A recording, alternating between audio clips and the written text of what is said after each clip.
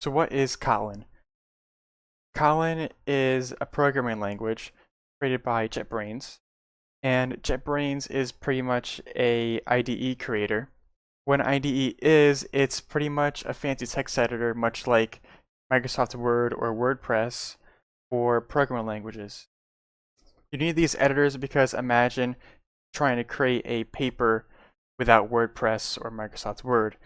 It would be very hard to do that in Notepad. These create the features to create these apps much faster.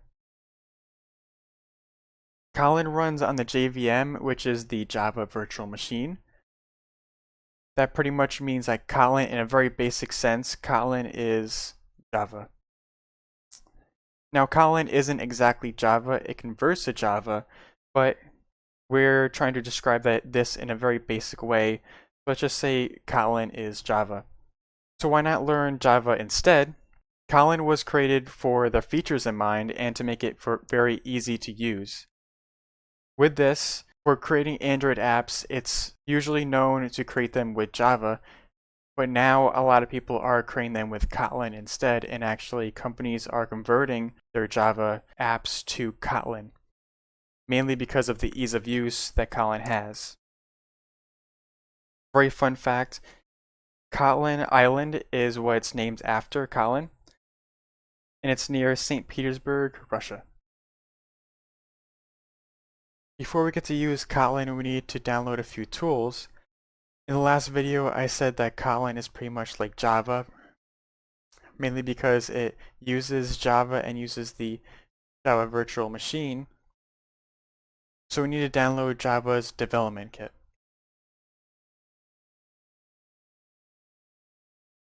Just do Java JDK download in Google, and we go to the Oracle website, and yes, Oracle owns Java. You just press download on the JDK here, and then pick your operating system. If you're a Windows 64-bit, you would download the 64-bit. If you're a Linux 64-bit, you would download the 4-bit. The next thing we have to download is IntelliJ's IDE. Remember last video I said that IDEs are what JetBrains is making, and this is a IDE from JetBrains. This is going to make the development a lot easier for you guys.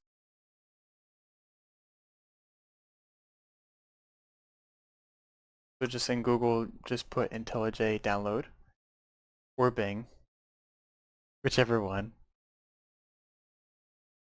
I guess Google Chrome wants me to use Bing instead. So we go to the JetBrains website. Make sure you download IntelliJ IDEA. IDEA is their Java and Kotlin IDE. Let's download. Then press here whatever operating system you have. Whether you're Linux, Mac, or Windows, just download that.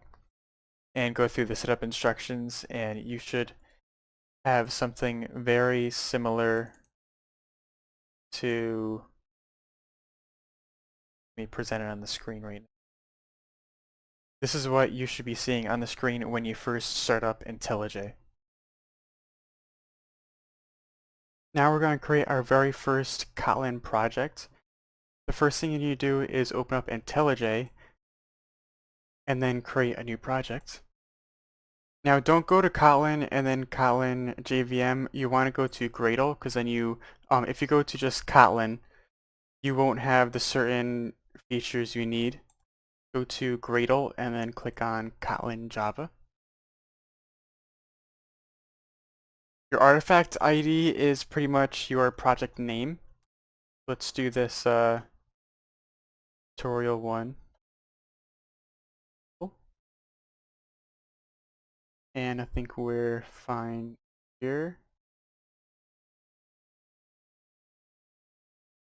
And we're also click finish. Your project is going to pop up and it's going to say tutorial 1. The first thing you want to do is you want to generate an ant build. You don't need to know exactly what this is, just know that you have to do it. When that's done, we have to create a few files now. On tutorial 1, just right click and do new. Now do directory. Put in source. In that, create a new directory called main. And now add your Kotlin.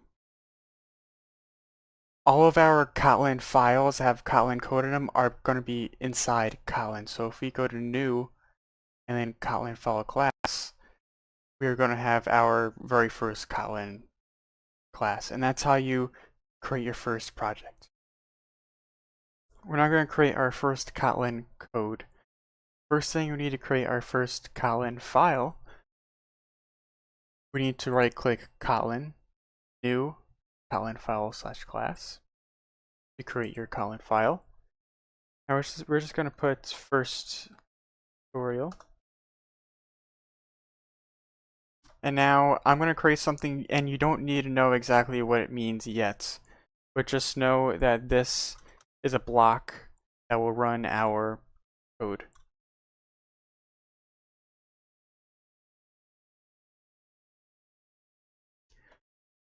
What this is this fun is short for function, and this function main pretty much is a starting point. It's what runs your code. So within these brackets, that is where your code is going to be. That's going to be running. So whatever you put in here, when you start the application, that's going to run. So we're going to have something print on the screen, and it has to be within the main function. We're going to do a print line function. What this is print ln. Ln is short for line, and this is a function, and you know it's a function because it has these parentheses. What these parentheses mean is that this is the function name, and this is where your arguments go. So whatever you want. So the first argument, if we control space on print line,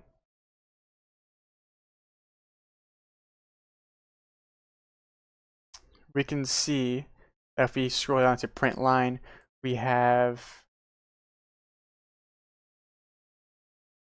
print line and a message. So you see these parentheses. Well, that's very familiar. These parentheses, it's saying that we need a message, and that's it. We need that as a character. That means we need it as a string. You don't need to know exactly what a string is yet, but just know a string is pretty much text. So we do need to put in one thing in here, and we're just going to put in hello there. Now if we click this Kotlin logo here, we left click it, press run, we can now run our code, and whatever inside of here is going to be running. So our print line is going to show hello, like right here, as hello there. We now just ran our first Kotlin code. Now we're going to do some very light math. So in the print line, we're going to print out the math. So 2 plus 2, very easy.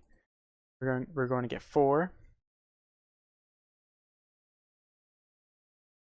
But we can also do things like multiplication. We can do 2 times 3, and we can do that times with a shift and 8.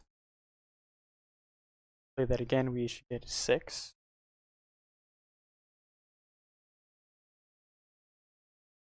We can also combine things with parentheses, so we can do 2 plus 2, put that in a parenthesis, and we'll get 2 plus 2 equals 4 times 3, which is 12 now.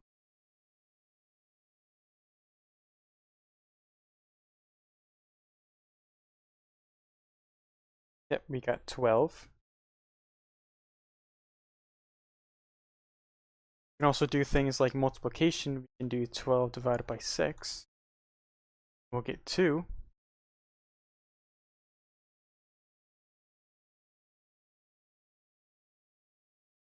And we can also do things like modulus. If you don't know what modulus is, it's the parentheses. We'll do a 5. So we'll get the answer from this, then I'll explain it a little more. We'll do more of an example another time. So we have 2. Maybe thinking 2, why is that? How we get that 2 is we do 2 my 12 divided by 5, 2. But also a way that I do it is how many times does 5 go into 12? And that's 2, so you get 10. And then you take the number 12 and you minus that. And that's how you get that 2.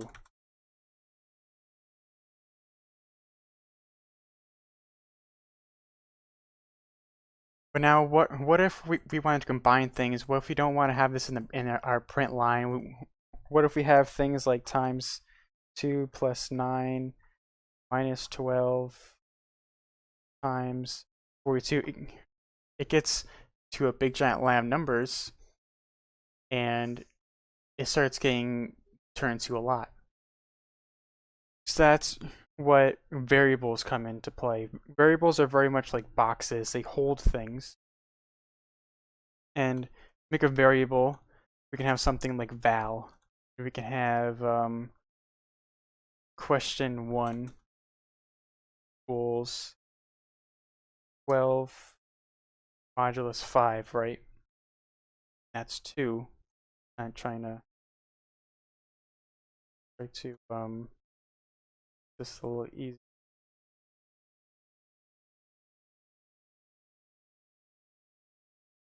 So we'll do the print line first, and then we'll verify with the variable. We got 4 from this. So again, question 1.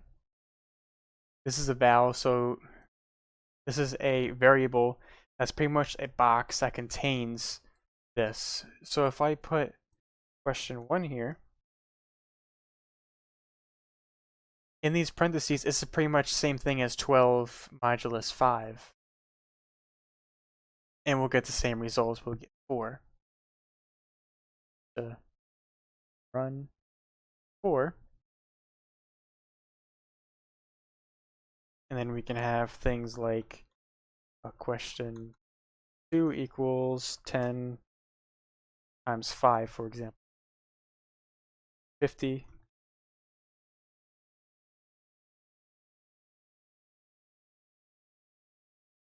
Go.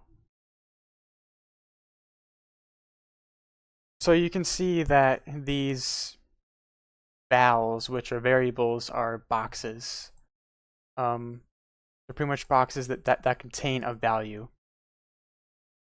So what happens when we want to change one of those values? So we can do question 1, which is 12 modulus 5, which equals 2.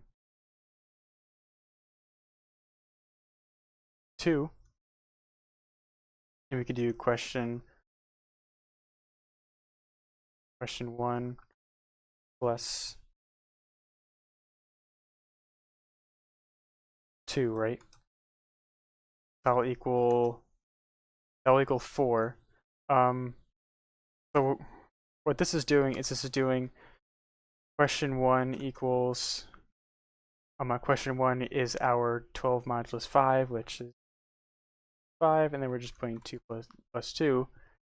So we're changing question 1, what it equals to. The problem is val is a value. It cannot be changed. Vals cannot be changed at all. They cannot be added, and they cannot be changed. But there is something that can be changed. That is a var, a variable. So we can see now we don't have that red squiggly line. See when we put it back to val, we hover over this, val cannot be reassigned. And this IDE, this editor is very smart. It knows when you have a val and you're trying to change it. So whenever you have a problem where it says a red squiggly line, click on it and press the red light bulb and you see make variable mutable. What mutable means is that you can change it. So a var is mutable. So var equals mutable, val equals mutable. So mutable equals it can change. Immutable means it cannot change. So when you have a math problem and you specifically want it to change, so you want to add things to it, you want to change it, you always put it for var. But if you have something like your name, you don't want that to change. You don't ever want that to change. You don't want to change Ted to Ryan or some other name. You don't want the ability to change your name to Dylan, for example. You want it as Ted and you want to keep it as Ted and not change it.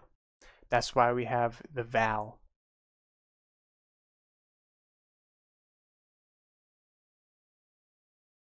Now that we know what variables are and we know how to print lines onto the screen, we're going to have the computer actually greet us by our name. We're going to create something that says what's our name. We're going to have a print line that just says what's your name. And then we're going to get user input. So we're going to have the ability to place our name inside of there, and then it's going to tell you what your name is. So again, we want our name to not ever be changed. We want a val. Vals cannot be changed. Name equals, and then there's a fancy function just like print line. There's tons of functions, and there's one function called read line. What that does is it takes your input from here and it turns it into this variable name. And we'll show how that works by printing that out. By putting the variable in print line, and then it will print that variable. So again, we run it. And we see, oh, what's your name? And we click on this, and then we have this blinking cursor here. We can put in Ted. It's green, that means we're inputting something. We press enter, and just print out Ted. So this variable name with read line just read what we inputted. As soon as we pressed enter, it put it into this variable, and then we printed it out with print line. But now we can greet ourselves, say, hello there. And now we're going to do something called concatenation. We're going to add our name.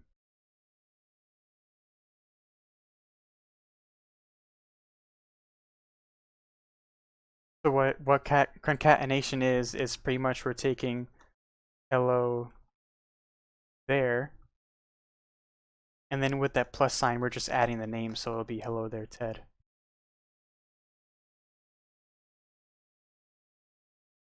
Play this again.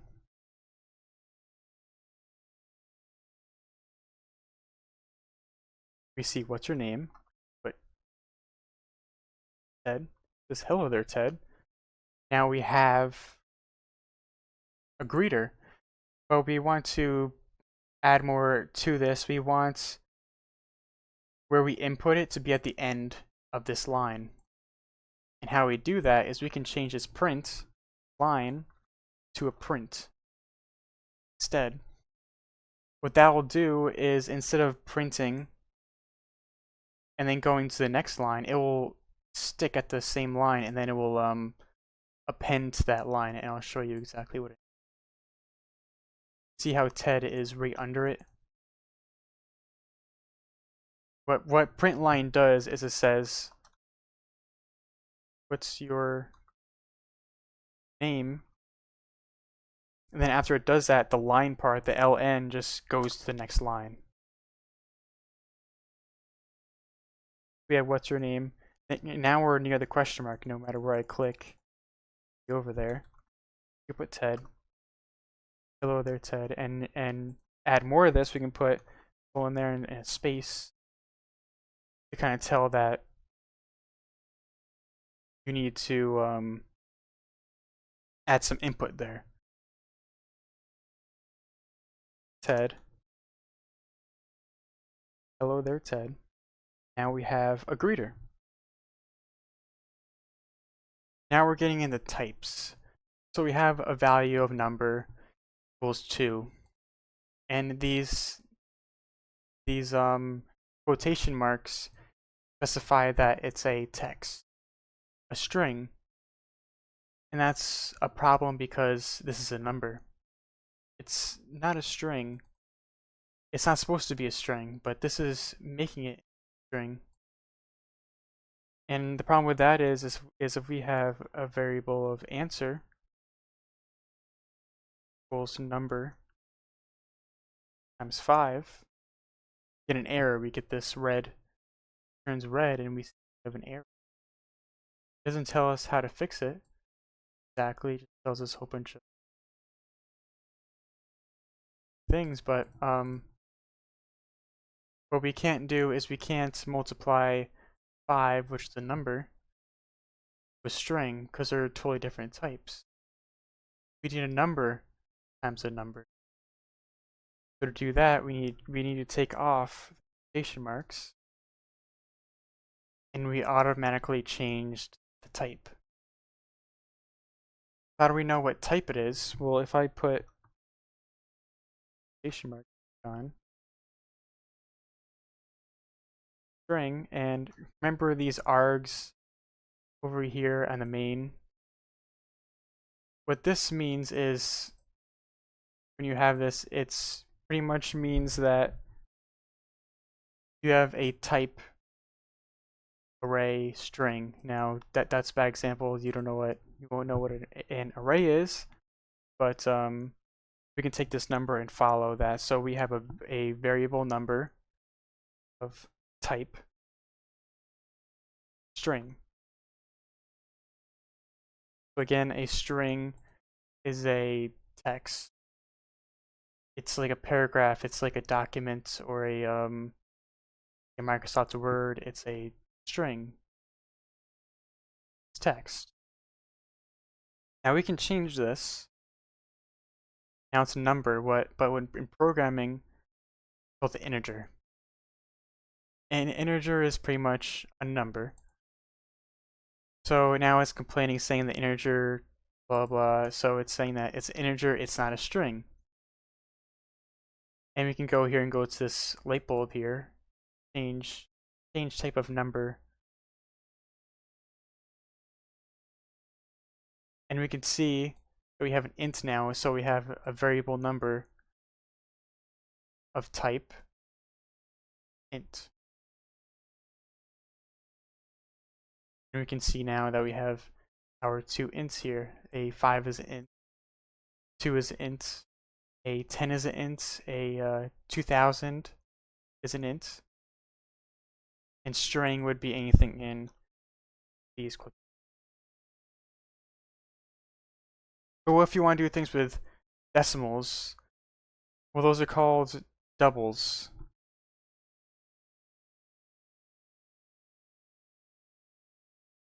Number. We want something like 10.6, right?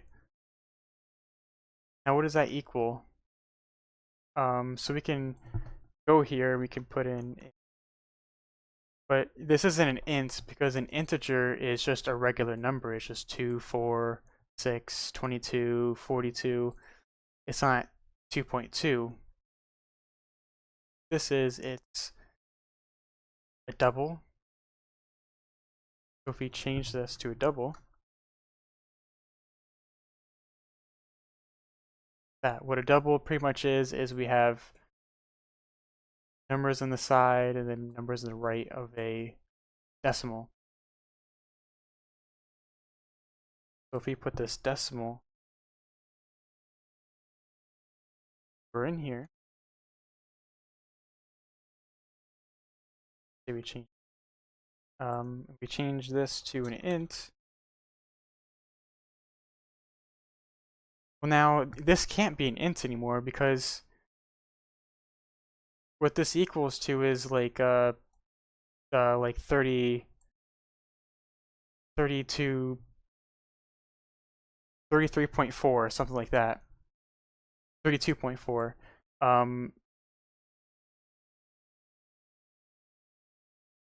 31.8, but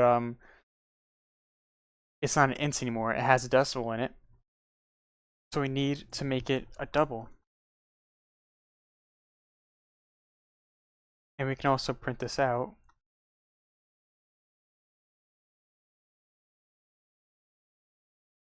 You can see the double, because it will have decimal in it.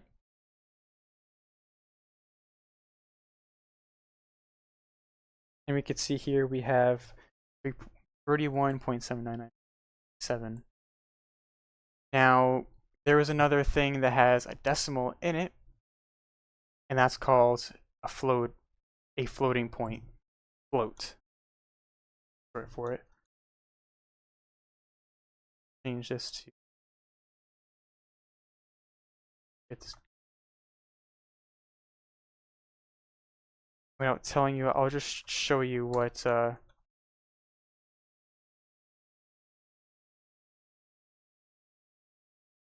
difference between a float and a double.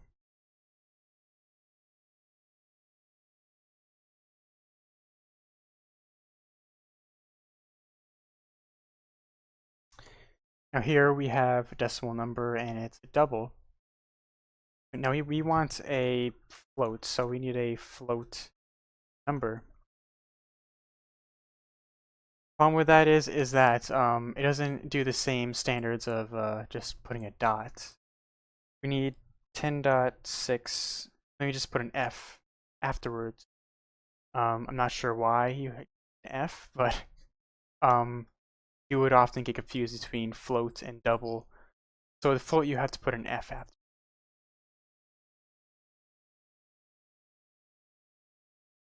So you put float number, and this is the only difference between these is one's a float, one's a double. If we run this, we'll see the difference between a float and a double pretty clearly here. We can see that a float is much smaller. It's less accurate than a double. See, it's pretty much almost half. That's pretty much the main difference between a double and a float. We're now going to learn about if statements, and I think the best way to learn if statements is to see it in practice. So here we have a print line, a print that says what's your level of pain. 1, 3. And we have a read line that turns into an int. Don't worry about the question marks, but we'll learn that in another video. Just changes it to an int so it's a little easier. Then it prints and you'll be okay.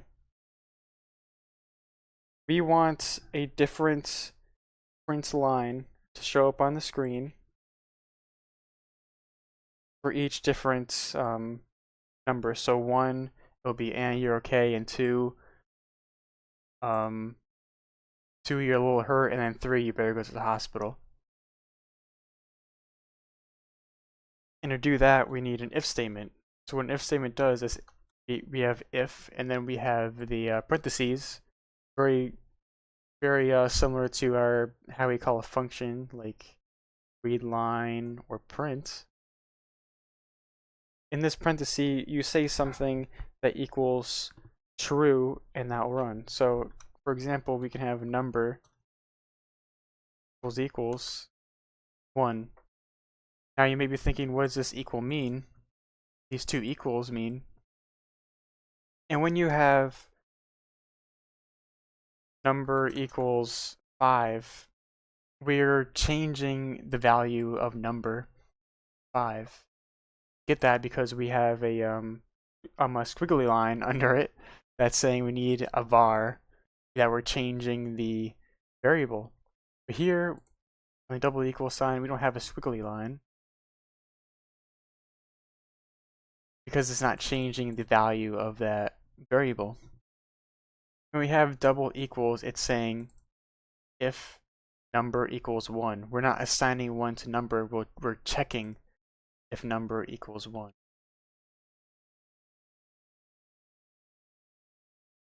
And we can go and have our block here, and whatever that's in here, so if number equals 1, this will run. Anything in here will run. So for example, copy that in there.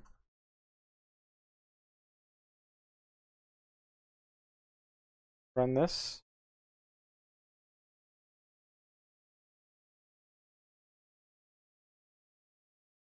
Say we say 2, nothing prints. We run it again, say 1, this you'll be okay because number does equal 1, and then it ran in these blocks.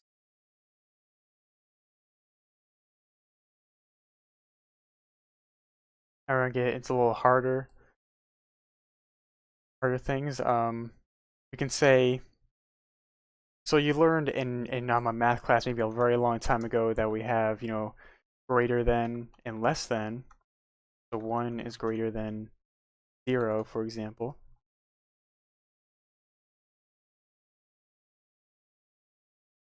We can do that same thing here. So if number is greater than 1,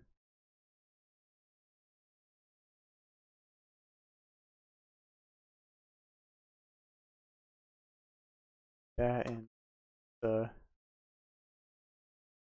again, don't worry about these. We'll I deal with that in another video, but I had to change something really quick. So we have if number is greater than 1, and you'll be okay. So if the number is greater than 1, it'll run this stuff in this block. So if we put 2, say you'll be okay. But if we put 1 or lower, it won't print. Now if we want 1 to run, if we want greater than or equal to 1, you just put equals after it.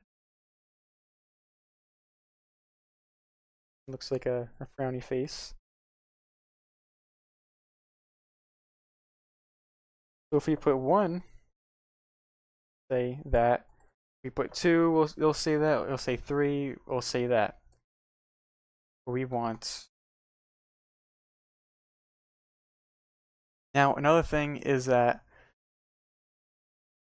number equals 1, that's true.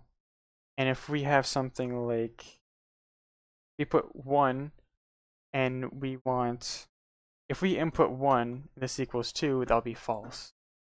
So in theory, if we would put true here, it should always run.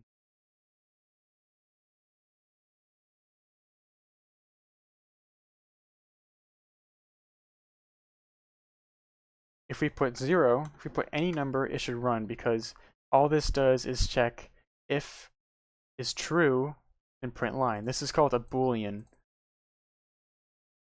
You can do the same thing.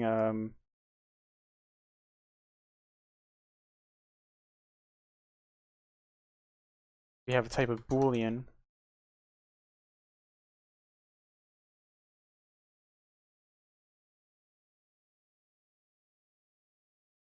that in there, we can have number equals 1.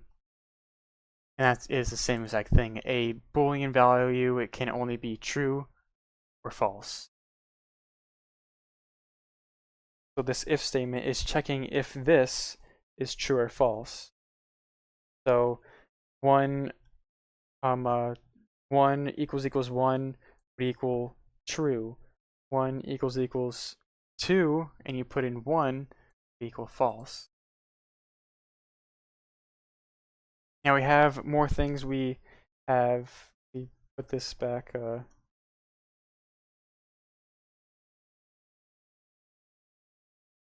We have something called else if.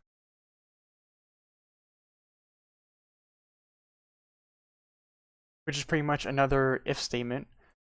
Now you may be thinking, why don't I just put another if here?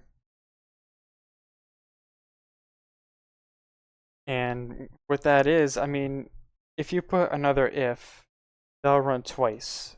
So, for example, if you have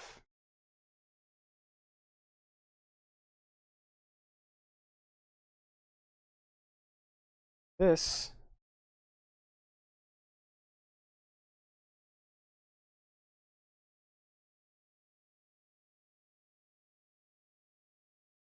it'll run twice. If we have greater than 0, it'll run twice. Same thing, but if we put an else if, what an else if does is it pretty much says if number equals 1, it'll print this. And then it will just skip this else if and go down here. It'll say, oh, well, you know, I found what was true. I'm done. Let's get out of here. We can see that. That's in here.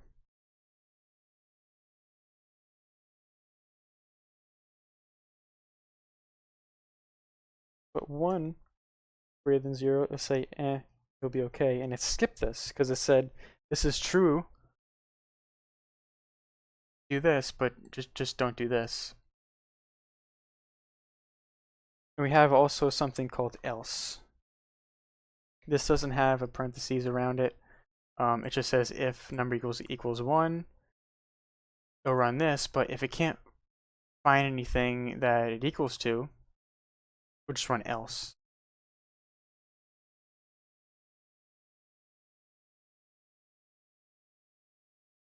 Dying. Okay. So if your pain level is greater than 1, you're dying. Cool.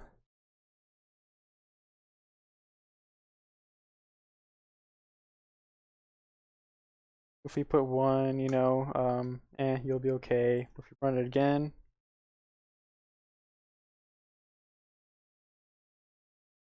we put 2, you're dying because it's great. This isn't true, so it says, oh, well, there's no true ones here, so let's just do else. But if we put 2 or 3 or 4 or 5, this is going to print either way. So if we put else if number equals 2,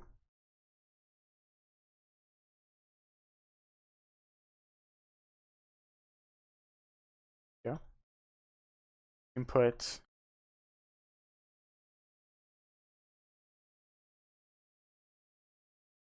are you okay?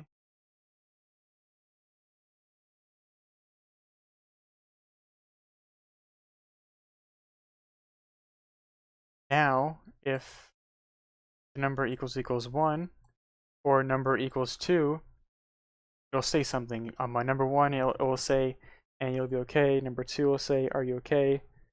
And then if it's 3, 4, 5, 6, 10, 20, -1, -2, it'll say you're dying. 2, are you okay? If you put 3, it'll say just dying. Then we can just put another else if. 3, and then put an else of I that's not between 3. Because if we already have 1, 2, 3, if it doesn't equal those, it's not between 1 and 3. That's how you do if statements. We're going to create a program here, and we're going to have the computer ask us what type of ice cream you want, and it's going to output what price the ice cream is. So in this text file, we have vanilla, that's 120, chocolate is $2, and cherry is very expensive, apparently, it's $12. We're just going to adhere to that. First thing, we need a greeting.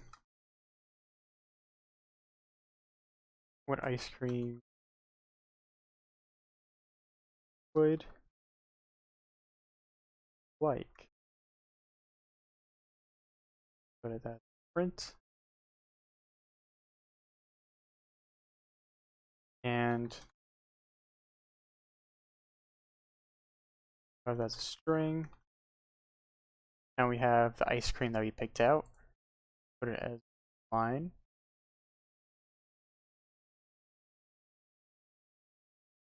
And don't worry about those double exclamation marks.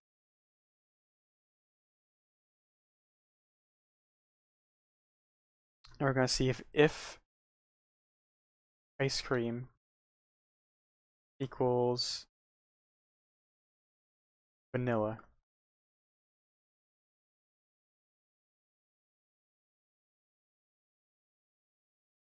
That'll be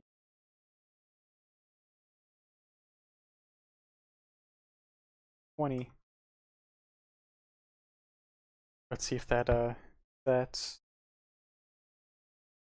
printed that.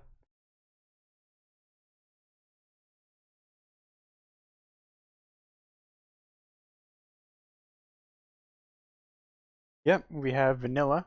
That'll be 120. Now I'll show you why we don't we'll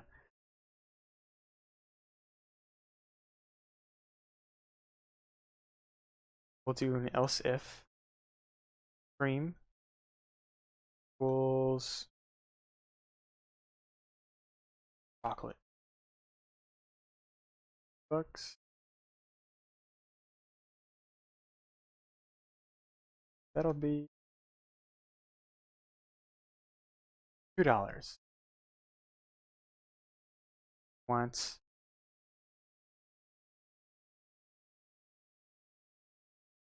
cherry as well.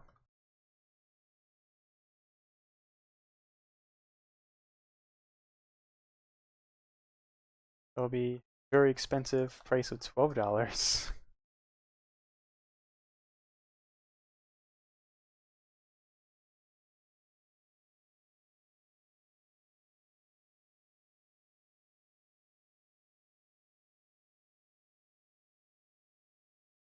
We have cherry, that'll be $12. All of them are working.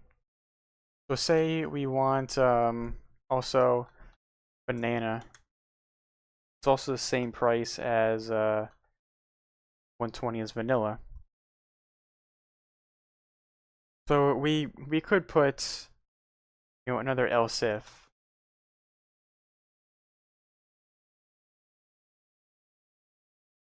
And then do that. That's kind of a waste of space. So we're gonna put these I think they're called pipes. Not exactly sure what they're called. But they're right above the enter button. Slash, you just press shift and you press that twice. And this pretty much just means or. So if ice cream equals vanilla, or ice cream equals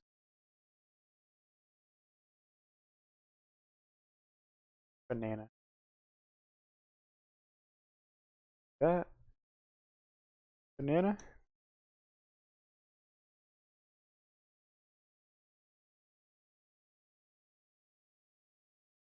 Put in banana, it will be Yep, we have 120. If we have something like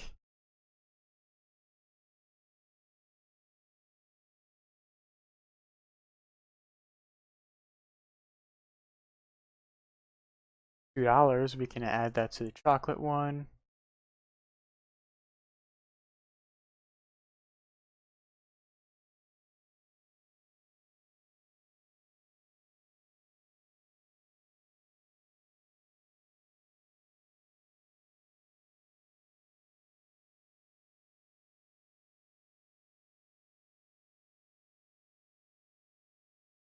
There we have it. We can also do if one thing equals something or if something equals that. So one can be false, this can be false, but they can't both be false. One has to be true.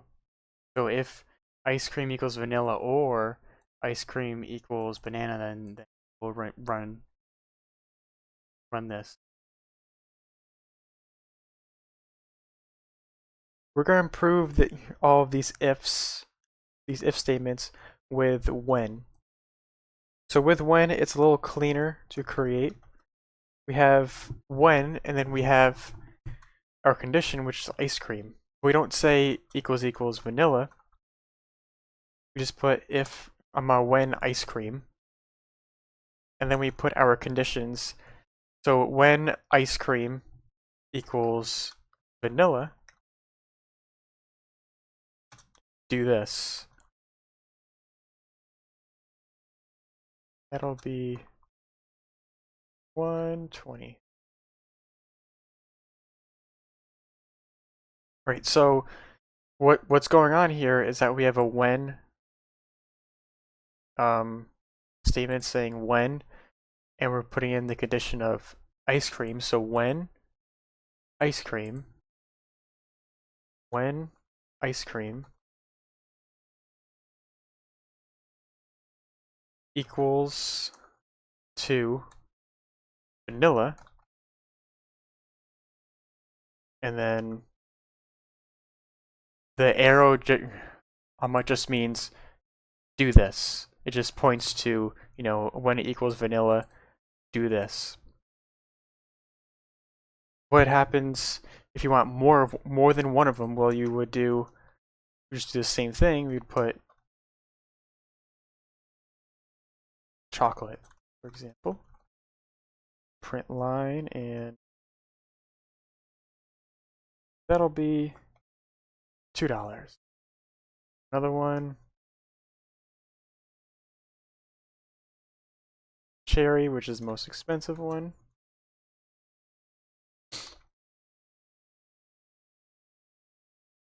That'll be $12. Now, can you see the problem with this? We can only do one thing at a time. If we try and do another thing, it's going to be confused. What we have to do is put these brackets in here. These curly braces instead. What this does is when ice cream, not vanilla, when ice cream equals vanilla, do this, but inside of a block. So we can do multiple lines. Enjoy your vanilla. Right? We can do more than one line when we do that, but we have to put in these curly braces. We have to do that. If we don't, it's only expecting this line. We have to put those in, and those are the difference with when and how to use when. Now, when is cool and all, and it makes it a lot easier to read, but there are some drawbacks with when. One of them is we can't put this fancy or here. We can only have one condition at a time, so when ice cream equals vanilla, we can't do that. Also, we can't have, a greater than sign. those can have a greater than sign or a less than sign. We can only have equals. And that's it. Those are the disadvantages of when. We can't have an equal, we can't have a or, and we can only do equals. We can't do greater than or less than, because when only takes one condition and then says when ice cream equals vanilla, when ice cream equals chocolate, it's not greater than or equal. You can't put or high or anything, it won't work. So when is very limited. It's only for very simple things such as if ice cream equals vanilla. And you can see here that it's a lot cleaner.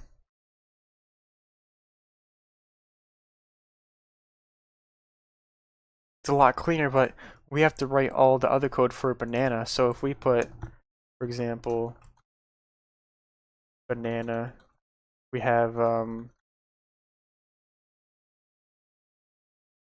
things that are doing more than the same thing. So we have vanilla and banana that are printing the same exact thing. You have to do that for all of them, and that adds up if you have a lot of ors in there. So it should be something that's very simple, like this. So it won't have too many ors or ands, and it doesn't have greater than or equal to, then use when. If you need the ors or the ands, or you just need a greater than or less than, use the if statement. A list is something that we can hold multiple things into one variable. With that, we can have strings, ints, doubles, anything we want in that list, and we can have multiples of those into one variable. For example, we have names, and say we want more than one name, we need to create a list. And to create a list, we can do list of. Now you see these, what these calls are, but this is called a generic, which is we have a list of, we're naming what we're putting as what type of variable we're putting inside of the list. So we're going to have a list of string. So with this, we have a list of string, the type. And we're putting the names into here. So I'd put Ted, Billy, Ryan. We have our names inside of here. Now this is a list. This is going to look a list of names. This one being the first, this one being the second, this one being the third. But lists don't work that way. The first value in a list is 0. So this is the 0th place of the list. This is the first place of the list, and this is the second of the list.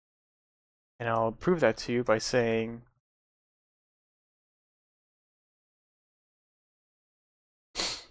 I'll get the first value of the list. So when we want a value from our list, we have to do names and then put in these brackets, then put in the what's called an index. So Ted would be index 0, Billy would be index 1, Ryan would be index 2. And if you run that, it'll say name Ted.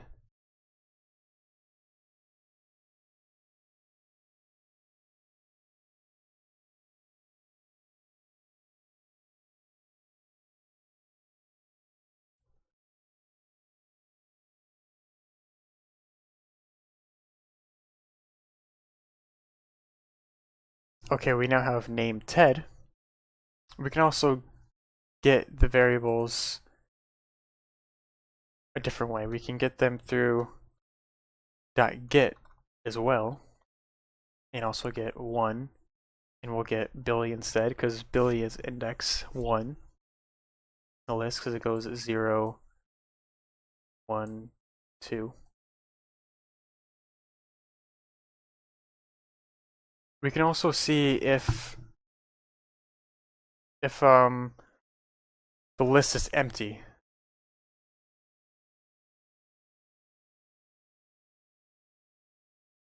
So let's see if it's empty. Is list empty? And let's see.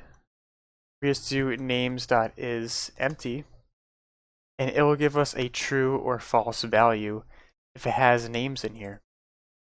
Of course, it's going to be false because we have Ted, Billy, and Ryan.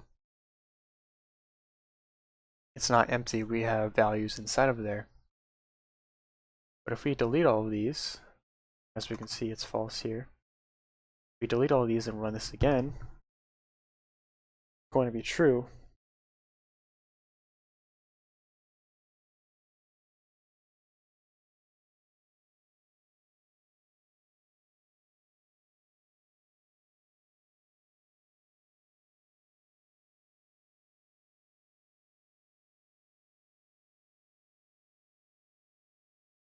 So now this is our first error.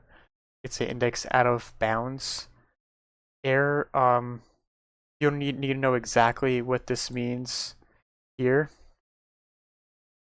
Most of the time, I don't know what it means because it's a little complicated. But just look at over here. It says empty list doesn't contain elements at index 1, and that's correct. Our list is empty. Let's just get rid of that right now.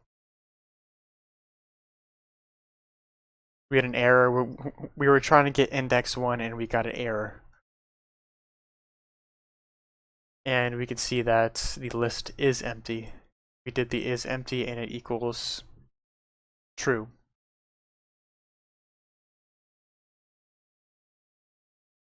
We're now going to try and print all of these names out onto the screen. For example, we'll do hello names 0.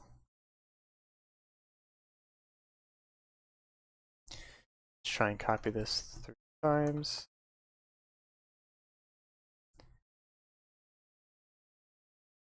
Okay, we have all our names. It's going to print out hello Ted, Billy, and Ryan.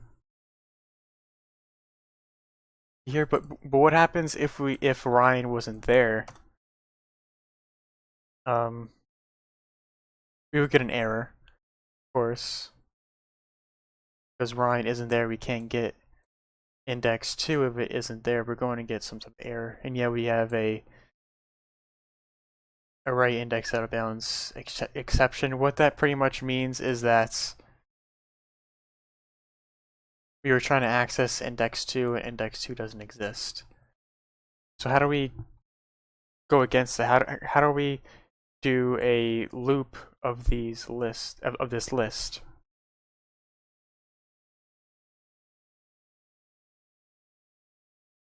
Well, we have to do something that's called a for loop.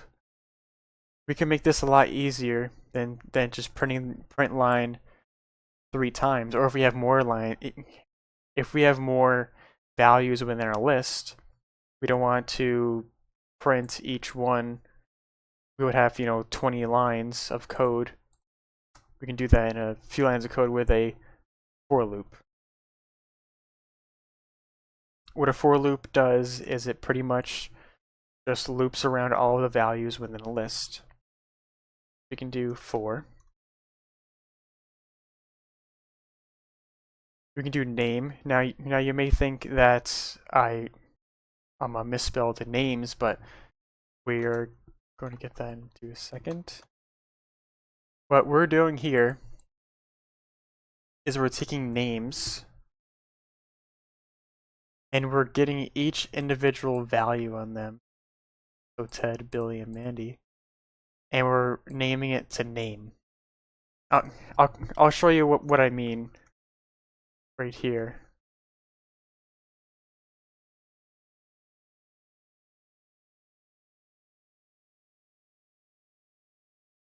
This will make it seem a lot more, make more sense. So we have hello, Ted, Billy, Mandy, but I never put in index 0, 1, or 2. That's because name, what this does is it takes name and it takes the first index over here. It says hello, Ted, and then it gets down to here, and then it goes back up. Now it's index 2, and it says hello, Billy, goes down here, and then loops around back up here, comes down here, and then says Ryan. And to kind of prove that, we'll say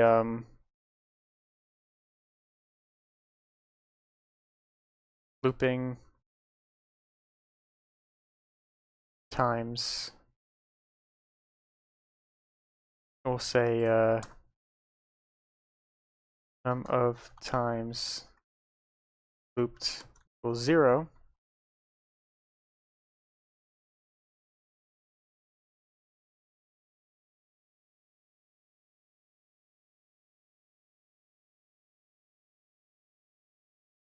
We'll take our number of loops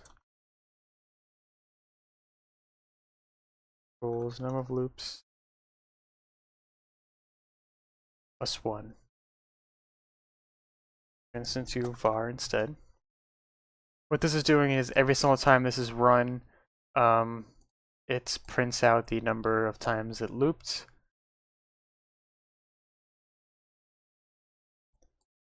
And then adds to it.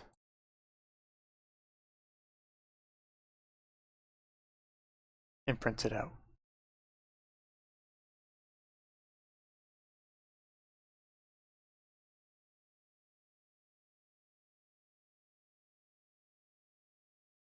So I forgot here we have to put in number of times looped, and let's run that again.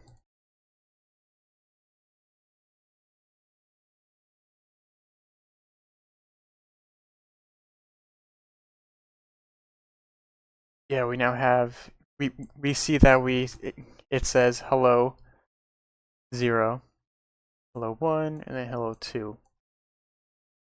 So what this did is it looped around every time each index. Where essentially what it's doing is it's starting at the line 1 over here, goes down, and then once it's at the second line, it goes back up here until it reaches the end of the list.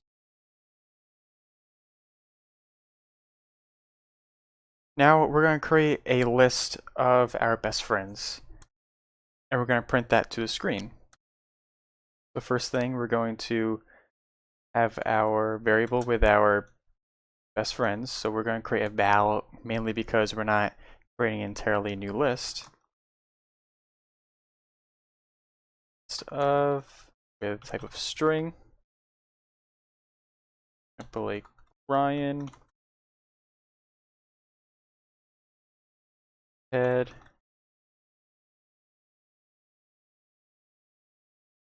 and we're going to put one more name, and that's, put Dylan.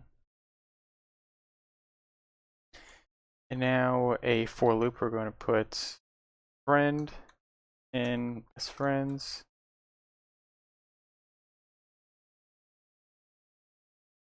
And now we're going to print each friend.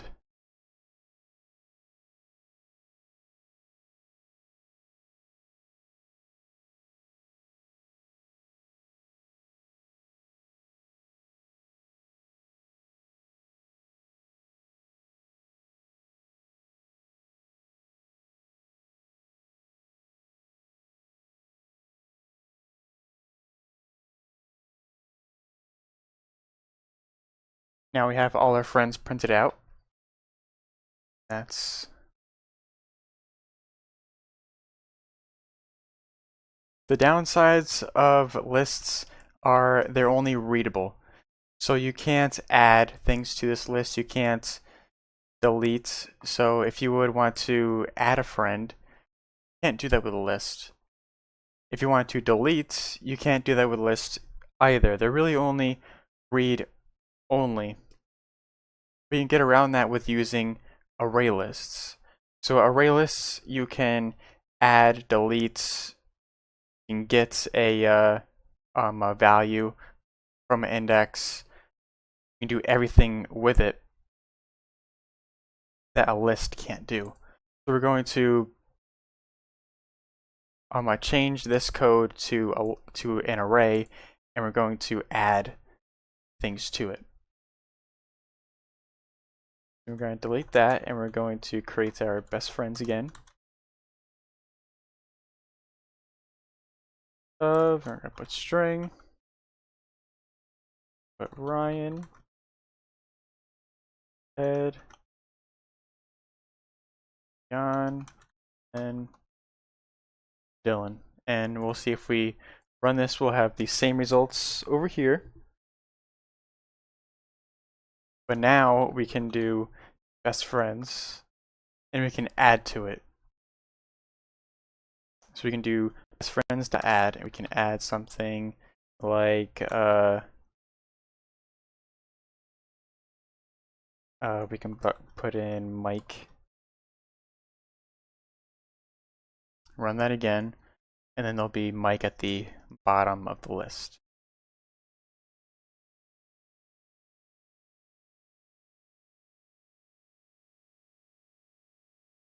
As you can see, Mike is at the bottom of the list. When you add things to a list, they append. So what that means is it gets added to the end of the list every time. Now you can put this in a certain index. So if you do add, there are other ones we can specify the index and the element as well. So we can put add as the 0, 1, put as a 1. But Mike, we'll see, Mike will be here.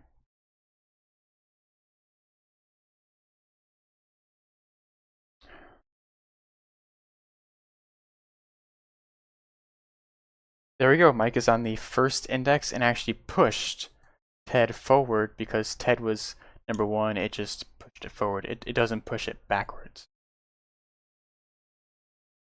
Now we're going to get the user's input, and we're going to add to the best friends through the user input.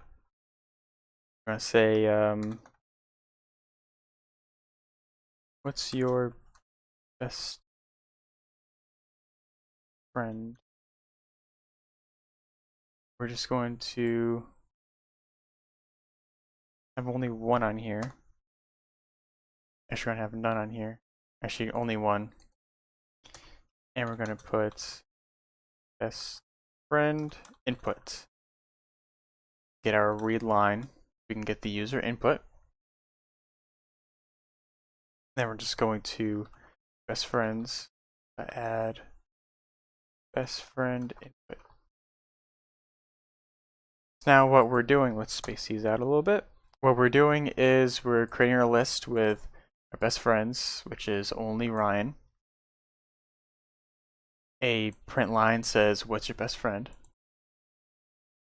And we get the user input that says, your best friend would be Dylan or Ryan or Michael or something like that. And then you are adding to your list.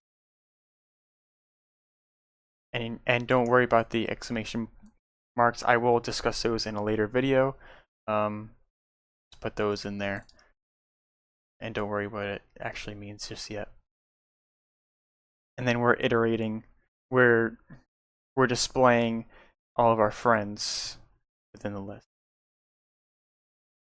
What iteration means is that you are looping through the entire list one at a time. That's what a for loop is. It's iterating over a list.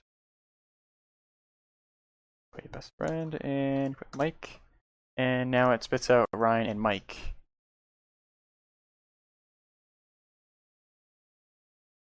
One problem here is that we can only add 1 best friend to our list. What if we have more than 1 best friend that we want to add? Well, we could loop this in a for loop for a certain amount of times, maybe 2 or 3 times. Then you're stuck to only 2 or 3 friends. What you could do is do something um, to have a never-ending loop and only break out of it if you enter nothing into the input. Well, to do that, there's something called a while loop, which a while loop pretty much is it says I will loop on forever until this condition isn't met anymore. So to do that, to put it over here, I'm gonna put while. So this is a loop. So we have, the curly braces here, and same thing as a for loop, except we put a condition that's true. So we're gonna put best friend input. It doesn't equal nothing. So if we just press enter, it will give us this return when we input a best friend. Now this is red because best friend input isn't created yet. So what we have to do is create this variable up here. Going to make it a var because we are changing it now. Best friend input. We're gonna put the string, and we're just gonna put nothing.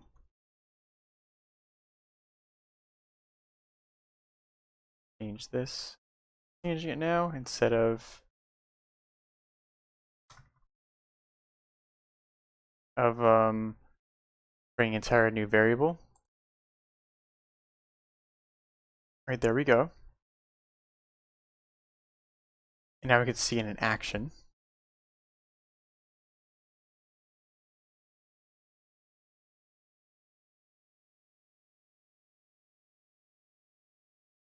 So now we have what's your best friend? Put Ryan. We have 2 Ryans. Put Mike. We have 2 Ryans and a Mike, and Dylan, Sam. So now we have Ryan, Mike, Dylan, Sam. Now we can just press enter and it closes it.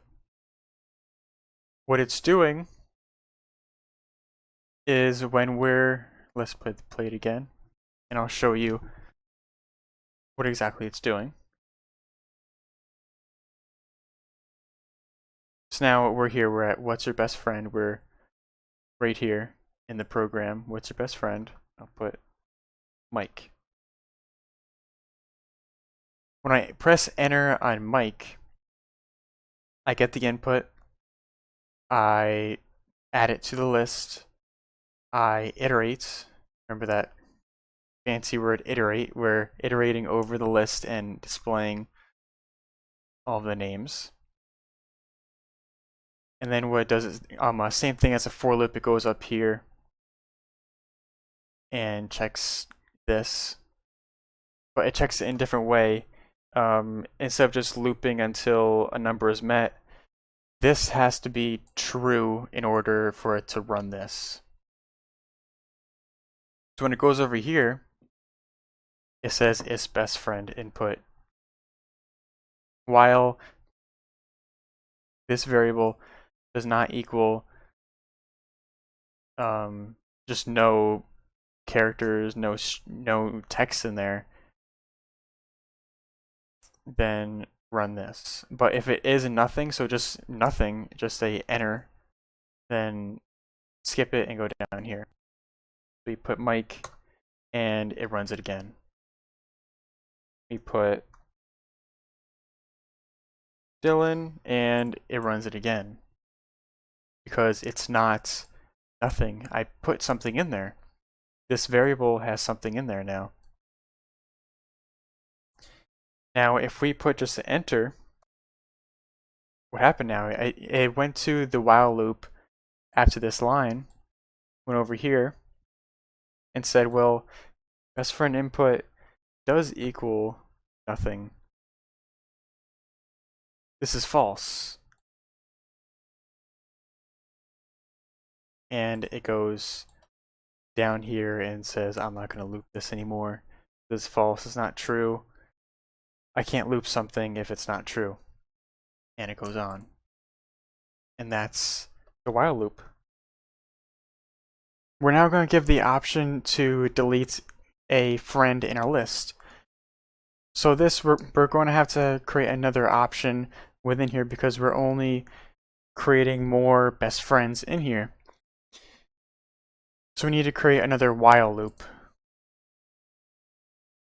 And we'll just create another one saying, and we'll give two options. Option 1 to add a friend, option 2 to delete a friend, and then option 3 to exit the entire program. So we'll say option picked. This will be an int. Actually, we'll put it as a string. Put it as 1. And we'll say that while we'll go through this loop while the option picked doesn't equal 3. If we put 3, then that exits out of the loop. Put our curly braces in here. Now we have our loop. And we'll say we'll only run this loop if it's 2.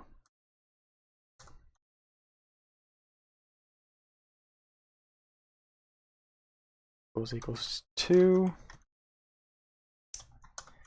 Because 2 is going to be to add friends. There. And we'll put in our print statements here.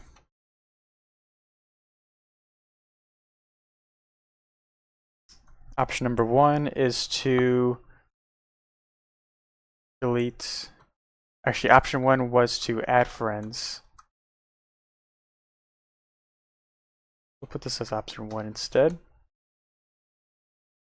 And line 2, delete best friend. And line 3, exit. And then we'll change the option picked equals readline.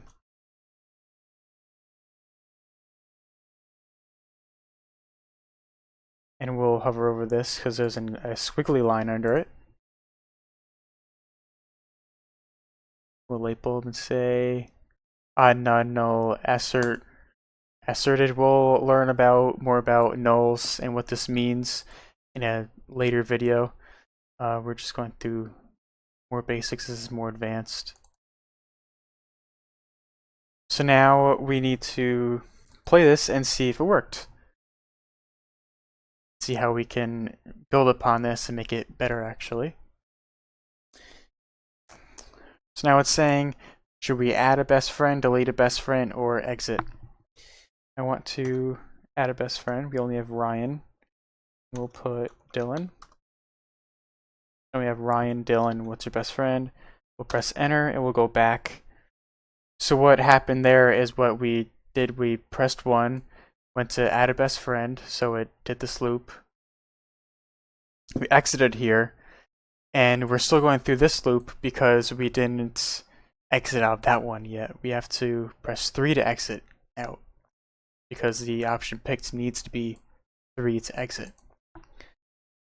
Now we'll do 2. 2 isn't implemented, so it's just going to do the same thing. We'll implement that right now. Else if option picked 2, and then we'll remove which one?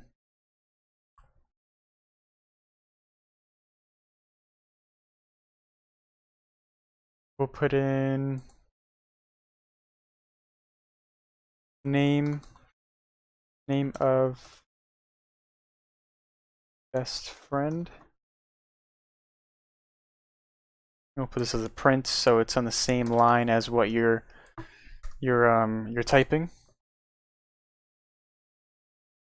We'll change the best friend input to, actually we'll create another one. Delete best friend input, just so it's different. Let's do another nothing.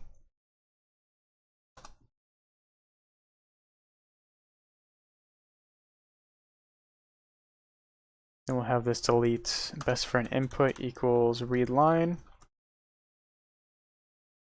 Points right here.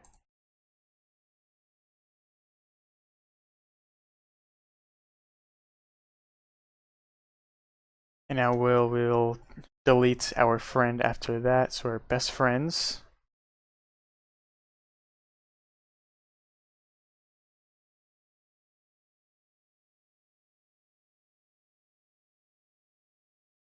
And now we'll do remove. We can either do remove of a index or index. We can either remove a index value, so 1, 2, 3, 4, 5, 6, or 0, or we can remove by their value. So we can remove Ryan, and it's smart enough to say, I know Ryan's at index 0, so I'll delete index 0. So we'll just put delete an input, and we'll change the N, proper N, a capital one. And that. And now we run it. It works.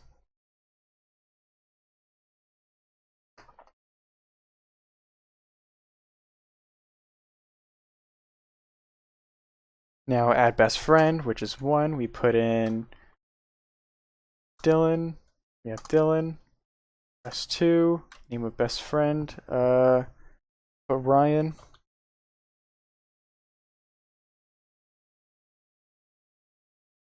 Now add best friend. We'll put Chris. We'll capitalize that Chris.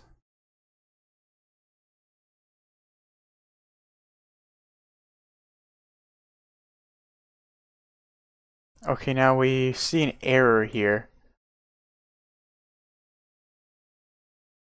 We see that there's no way out of here. There's no way that we're gonna get out of this. So now we see a bug in here, and the bug is that we have this while loop as our best friend input, and it's no text. It's a blank text here.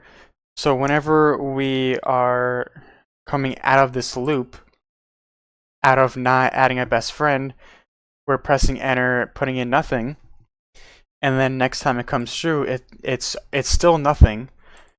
So it skips it every single time, no matter what. So at the beginning, we need to add this new nothing to it. We need to pretty much reset it. So best friend input equals nothing, and that should fix that. And we're going to move our for loop. I think it makes more sense to put at the end of this loop. And a little cleaner. And there we go. I'm going to run that, see how that goes.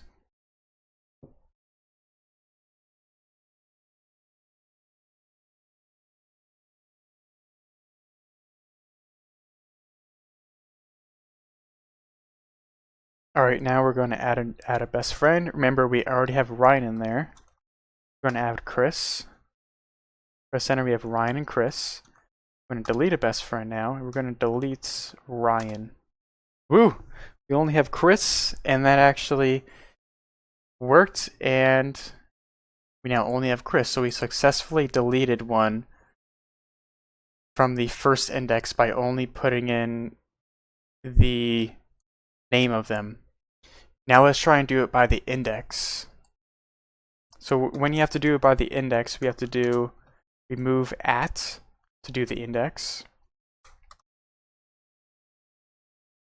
and we'll put delete best friend input.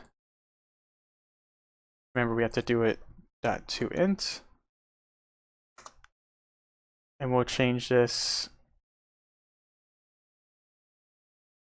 what index isn't your best friend anymore.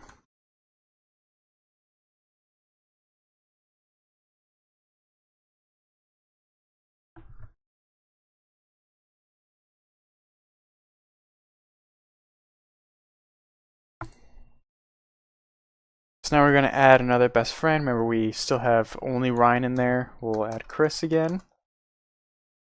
And we'll delete another one. And let's say I don't like Chris anymore, but one. Now I only have Ryan. We successfully deleted one from an index as well as the value. When should you use a for loop or a while loop? So with our last program, we created a best friends program that used a while loop. So why did we use a while loop? How come we didn't use a for loop?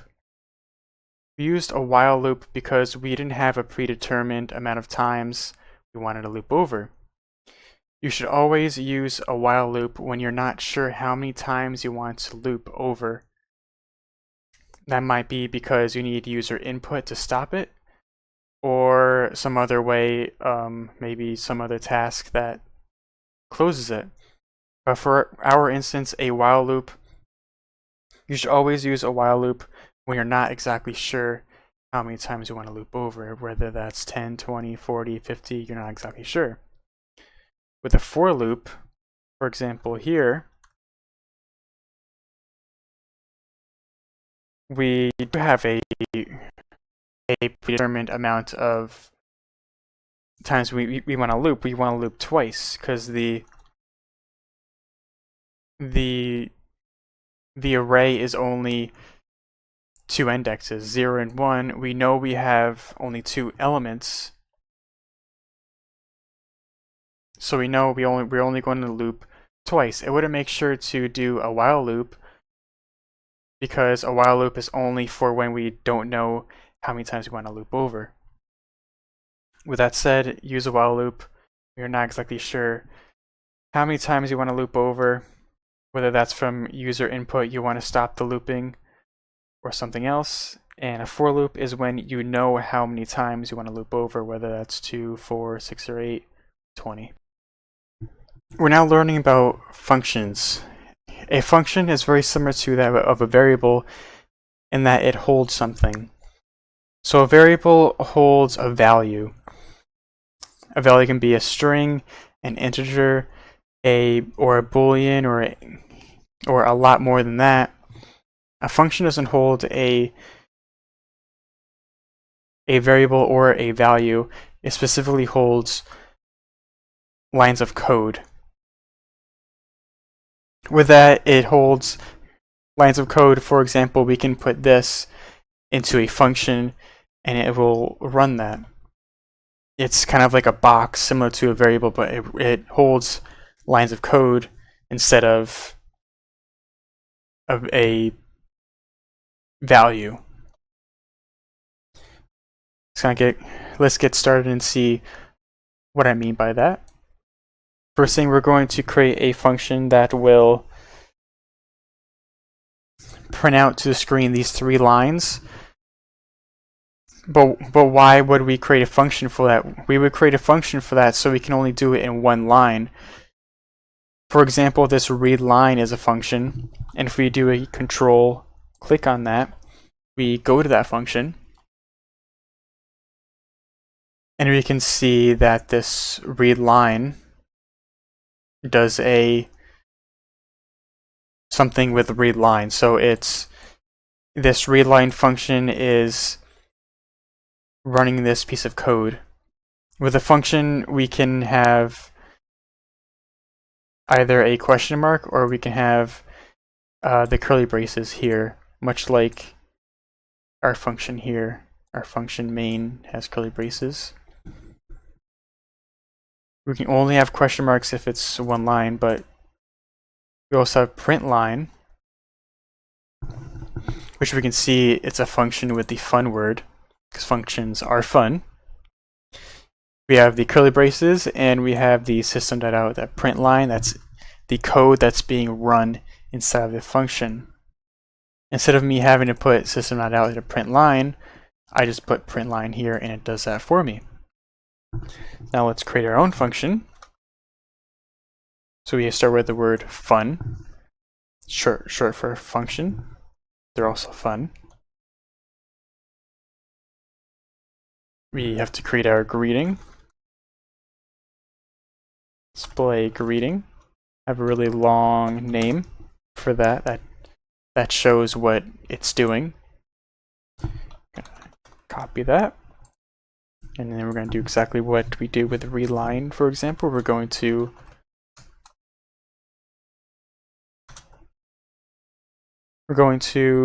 display our display greeting and then run this and see that it works.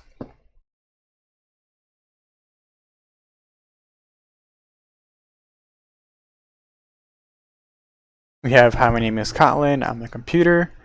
What's your name? My name is Ted, and it greets me. We're going to create one more function. Going to mimic this print line. But instead of just putting this print line, we need to pass it something. We need to pass this a name, because this print line isn't going to know what the name is. And I'll show you that. Display name, and we're going to pass in what's called a parameter. Whenever you want to pass in something into a function, such as a variable, what this does is it lets the function know what name is. So in here, in this function here, we don't have access to name, and I'll show you. We don't have access to name at all. That's because everything in this function can only be accessed within this function. Everything inside of this function can only be accessed inside of that function. And the only way to use a function that's not inside of the only way to use a variable that's in here, that you want to use in here, is to pass it through instead of these parentheses. For example, in this print line, this is a parameter. We're putting in a string.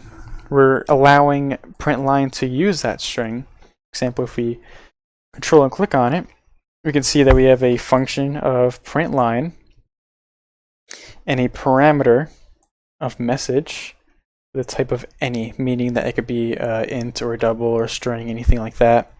And we have our what it's doing. But we see here the parentheses, we have a parameter name of string that's a variable. So when this message is pretty much a variable inside of here that can only be used instead of this function and as a type of any. Let's create our own function with a parameter. Function display name. We're going to create our first parameter with a name of name, variable name of name. We want it as a string. So function display name with a parameter name of name, which value is a string. We're going to print line.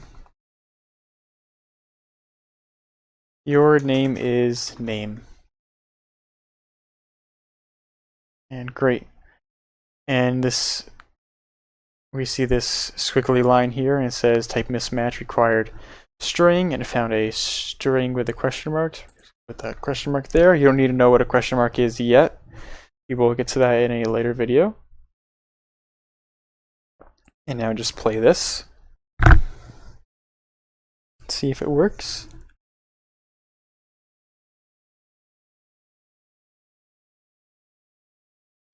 Hi, my name is Colin. I'm a computer. What's your name? Ted. your name is Ted. Did it twice because I had this print line here, and we'll do that again.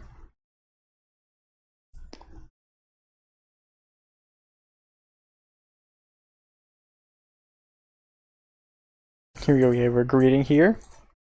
Putting Ted, and we have your name is Ted, and it worked. We have our first function that has a parameter in it, and also one without a parameter. Now that we have the fundamental grasps on functions, we can learn what this read line does. What this read line is doing is it's running the function, getting the user's input after he presses enter, and then somehow that input is being dragged onto this variable name. How's it doing that? So when we control and click on this, we can see we're doing the function a little bit differently. We're doing it with the equals sign. You can only do that if it's a one line, similar to in here. We can do that same thing. I like the curly braces better. Looks a little nicer. But we can do that. And with this, when you have a colon here, this means return type of string. So we have a function of a read line with a return type of string. So this is saying when you pass it into a variable, so a variable name equals a read line, that gives it the ability, and it tells a variable saying that I'm expecting a string. Then you're kind of just returning a string. Very, very similar to here. This is a little easier. We have our function read, and it's returning. Returning means I am returning this value to this function to give to that variable we're giving it to. So this return would pass up to the function, then return it to this variable. And I'll show you what I mean. It will create another variable here, and an answer to a math problem will create. Do complex math problem with parameters of 4 and 5. Create a function of complex math problem with a variable name of num1, parameter name of num1 with a type of int, and a num2 of type of int. And we'll do a return, just like in the read here. We're returning something. We're just going to return num1 plus num2. That's our complex math problem. We can hover over this and see that type mismatch required. Unit found int. What this is saying is that a function by default has a return. It's expecting a unit. What a unit is thin air. It's nothing. It means nothing. It's a type of nothing. It's nothing pretty much, and it's expecting nothing. So when it's expecting that you're not returning something, you can have something of units. So for example,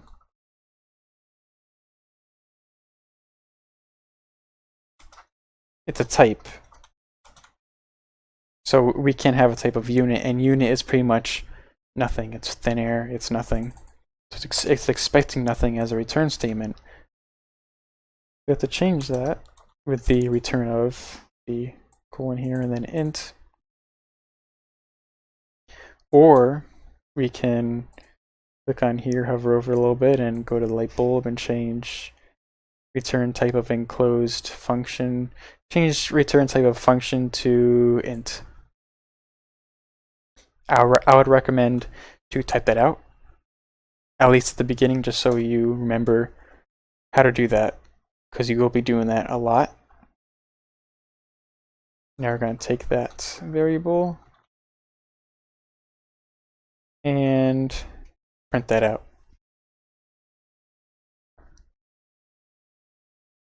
Now again, with these, I want to make this clear that these variables inside of here, these parameters, are only accessible inside of here. When you create a variable such as number, it's only accessible inside of here. Inside of a function, when you create a variable or you have a parameter in there, it's only available inside of that function. It's only available inside of these curly braces. But this number, it's not accessible inside of here. You can't get the number because it's only accessible in its own function. We play this, we'll have our math problem solved.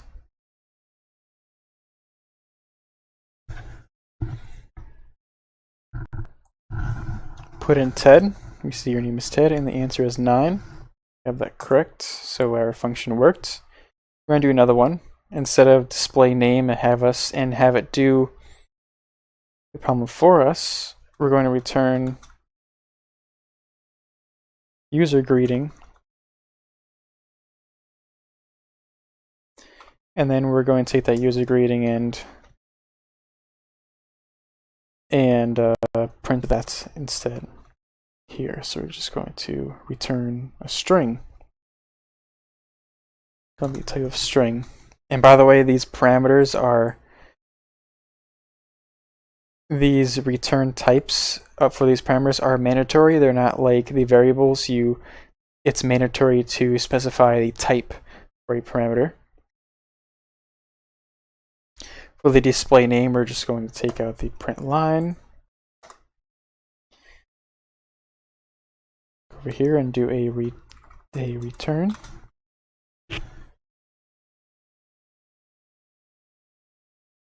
And right there, we have a return right there, and we hover over this, we see required unit, found a string.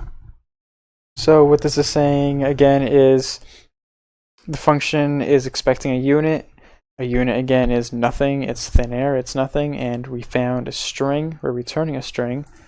Change that to a string.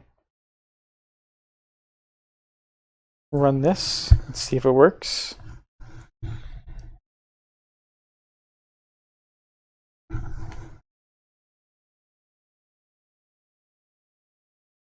Put in Ted and it worked. Your name is Ted.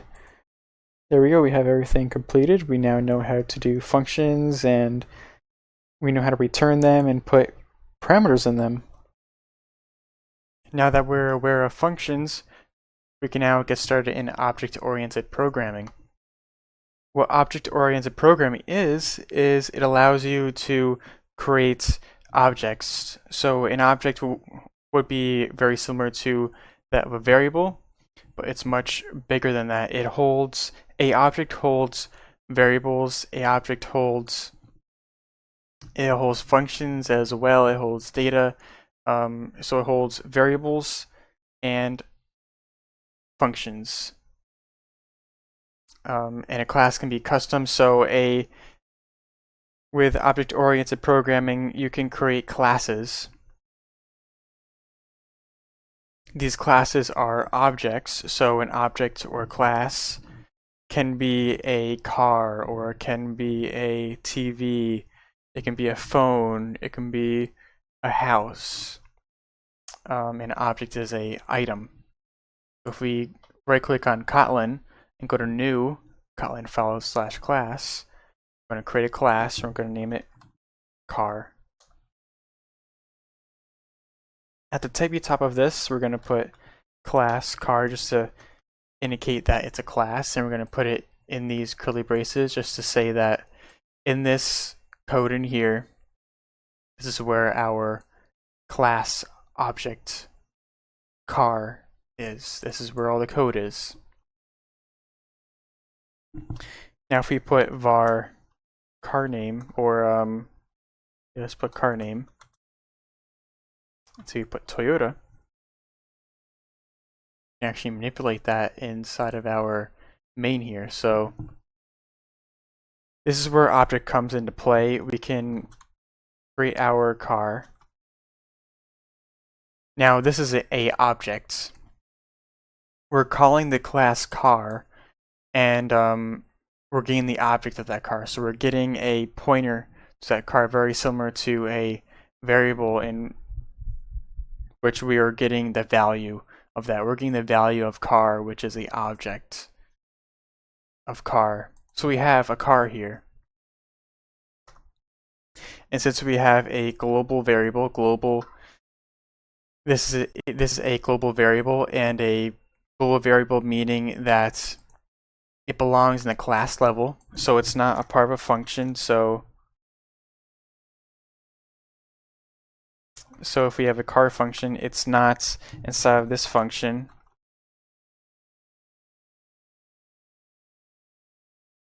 It's part of the global area. This is seen on the global area. This is seen in the function as well.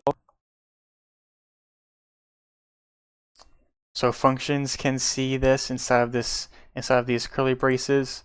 You can't, if you declare a variable inside a function that is at the function level, it's at a private area. It's can't be seen outside of these curly braces. So remember, if you have a variable inside of a curly brace, it's only seen within that curly brace.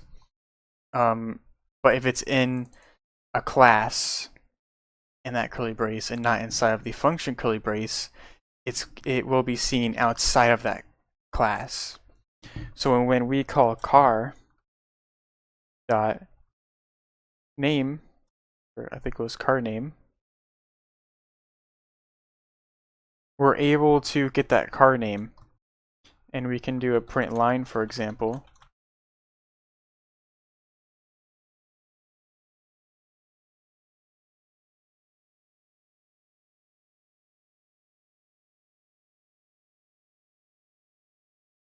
And we can see that we have a car and its car name. We're able to see the car name Toyota from our main, and we're not even in that class. That's because when we are calling this car with these parentheses, we're actually calling car and saying give me car and give me all of its variables that I can see. And it gives that to the variable car. We're able to call its functions and its variables within car.carName. So now we have Toyota here. You can also put functions in here, so as make noise.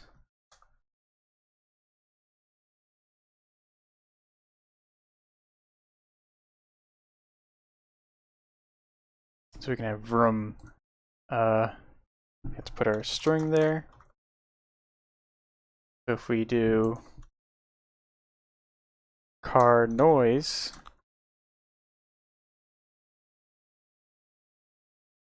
we can now see that we have the return value of vroom from make noise. Here we have vroom. We're now able to create an object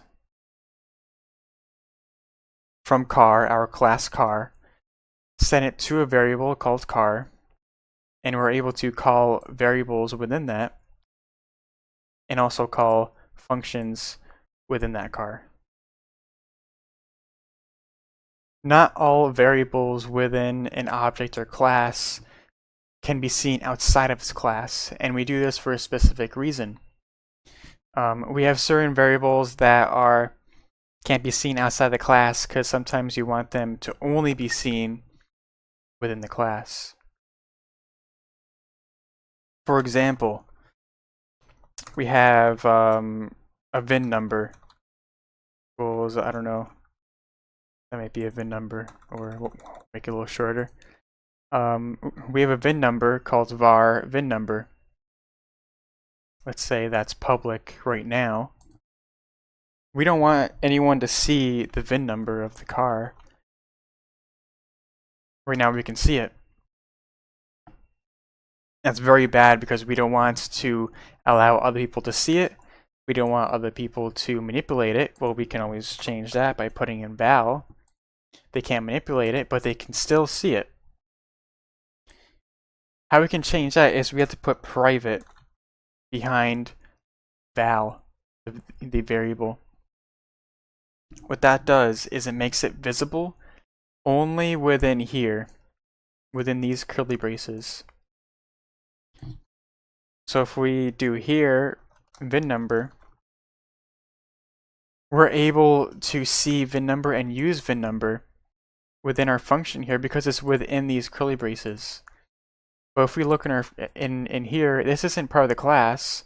It says, can I access VIN number? It is private in car. It's only available in car. Another thing you could do, which wouldn't really make sense, is you can actually make this class private as well. This would make this unavailable within another class. That wouldn't make sense in our case, but we can. It is possible to make a class private and only be available inside of this file. This variable now cannot be seen outside of this class, but we can create a function to let it be seen. So let's say we want to get VIN show VIN number.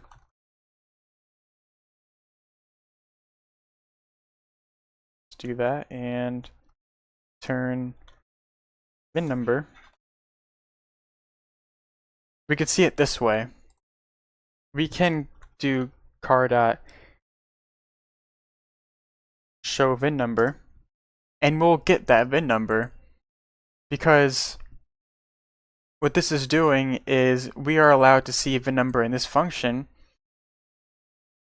and then it's returning the value, not the variable. It's returning the value of the VIN number instead of the variable. And that's how we're able to still see private variables, but that's the only way.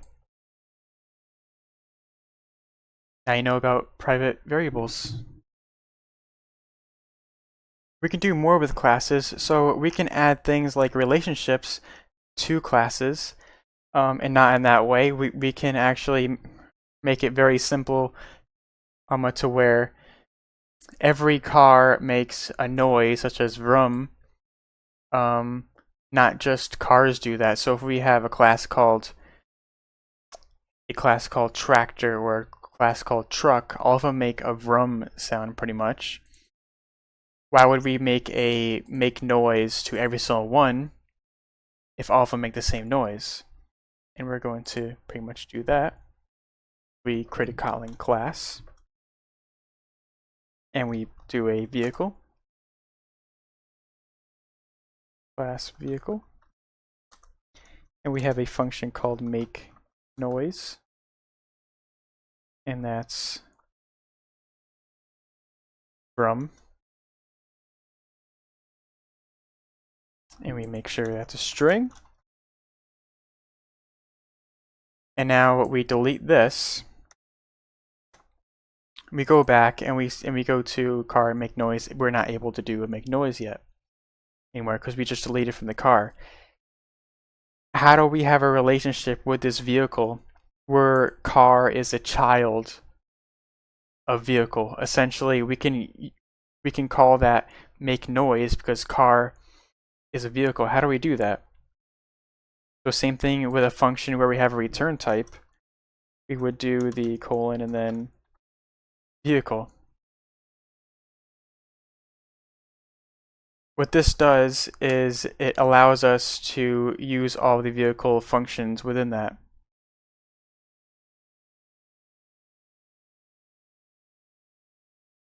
But we also have to put in open. What open means is that when you open a class, it's able to be extended. So in this class car, we're actually extending vehicle.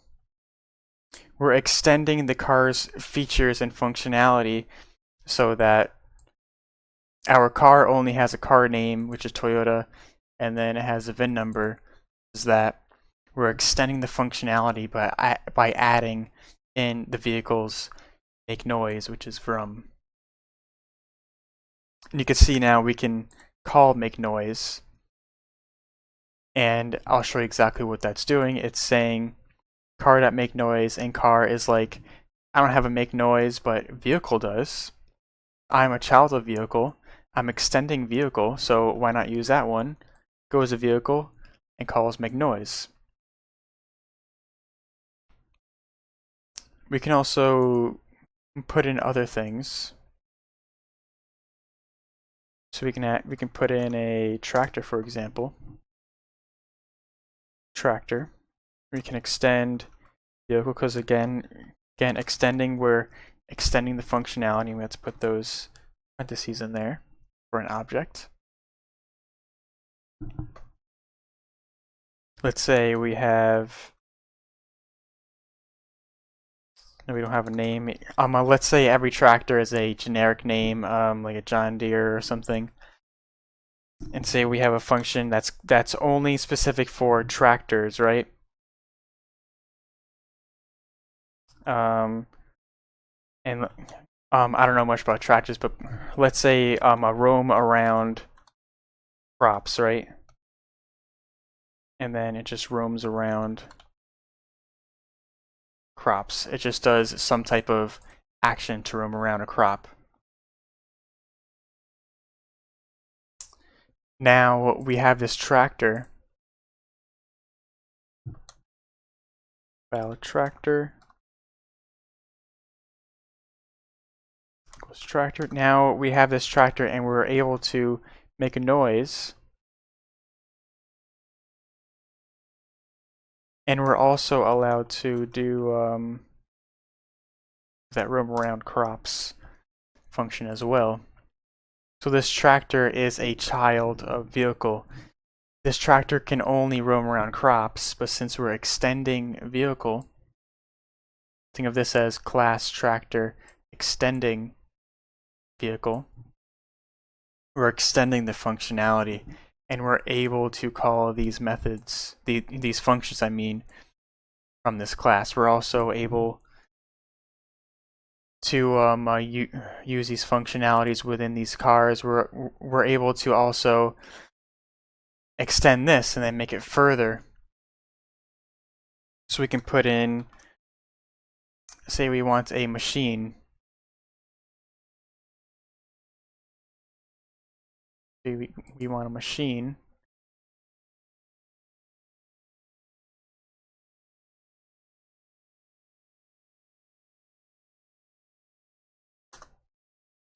We have a class machine, and say we have a function called do stuff, right? Do stuff. Doing stuff like a machine. So now we have to make that open. Now, let's try and get some of these off so it's a little better to see. We have a car, which extends vehicle. So we're able to use the make noise function, but since vehicle is extending machine, we're also able to do stuff because every machine does stuff. So with the car, we're able to do stuff as well. Do stuff because car is extending vehicle and vehicle is extending machine, and you can see how you can run this up and you can make this a lot better. And that's extending classes within object-oriented programming. What if we want to change the car name of our car? We can do that by changing the name with car.name equals another name. We could put it as a Ford, for example, and it will print out Ford instead because we changed the variable name. And we can see that here. We actually changed it by changing the variable. But we can also do it another way. We can also have it so we don't have to do this. We just put in the car name into these parentheses, and this is called a constructor. This is when you create an object, such as a car, you pass in default, you pass in a parameter, much like a function, but you pass it into the class. So with this variable, by default it's Toyota, but you can change it. But if you have a constructor, you can change that at the beginning. And what I mean by that is we can actually have it to create a constructor after the car. You put in the parentheses right there. And now we can actually create our variable car name.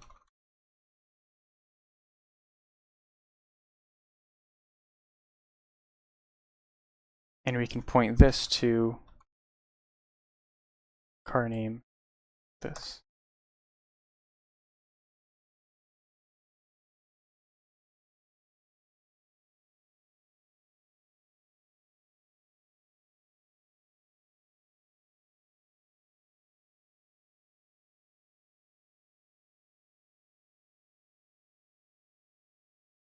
There we go. Now, with our constructor here, we now have a parameter inside of our constructor. We have it as a type string, and whenever we create a new object, we're forced to put in this car name parameter as a string, and this variable is pointing towards that parameter inside of here. So let's test that out. If we put forward and call the car name, it should be forward.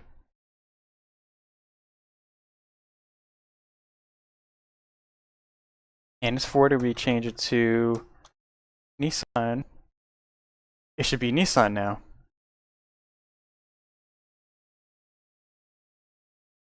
And now you have Nissan. With this constructor, is very powerful. We can change a lot of things. We can change the variable names with this, and we can also change the VIN number if we wanted to. So we can do VIN number param, VIN number param, and we can have a second parameter in our constructor. We can have 1 through 5 and print line, put in VIN number,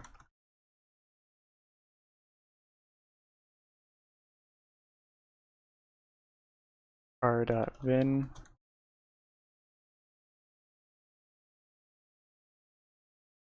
we want this, we're going to make this public for right now. Look at it, VIN number, and let's run it. Our VIN number should have changed to 1, 2, 3, 4, 5 instead of that random number, and we have it as 1, 2, 3, 4, 5. The next video will be about more constructors, so be ready for that. We can also create constructors different ways. This constructor that we already created is a less powerful way, but it's an easier way to implement. We can also create constructors by calling constructor on here and having a parentheses and having a parameter such as car name string, and get rid of this. And now we can actually change our strings. With this, we can have default names for our variables and still have parameters in our constructor. What I mean by that is we can actually change car name from here, and if we have we have the option to change car name. We don't exactly have to change car name, for example. We can do car name equals car name. And what I just did here is I did this dot car name. This refers to the car. So this refers to the entire class, and I'm pointing towards this car name. This refers to car, so the variable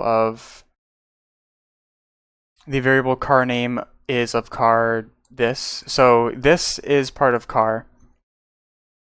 I'm calling car name from car.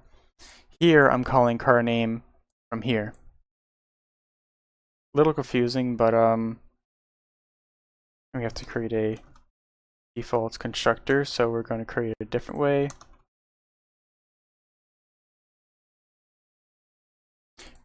We can also have multiple constructors with this. And we have error here.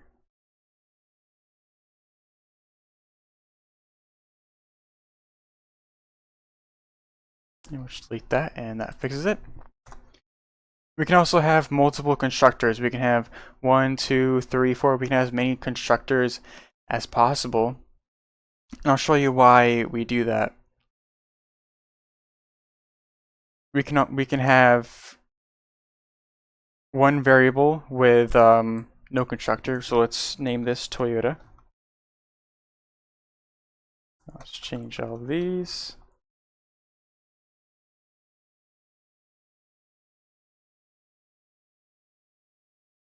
And now we have a one called Ford. And let's put in Ford here. Instead of just writing that out, we're just going to copy this and change Ford here.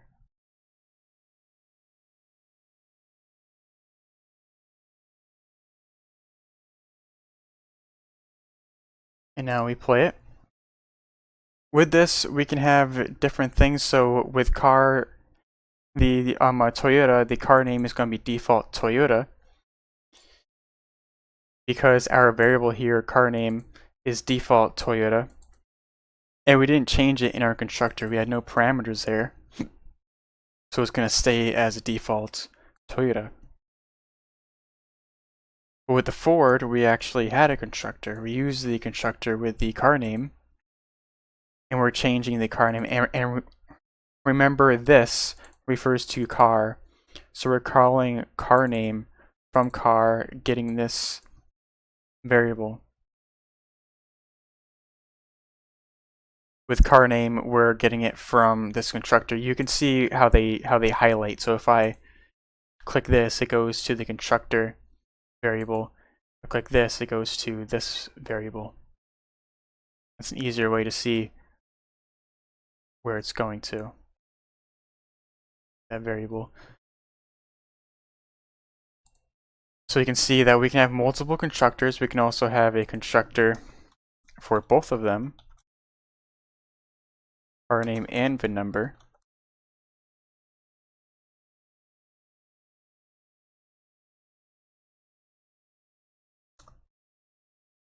Now we can also call multiple constructors with this, so we can call this constructor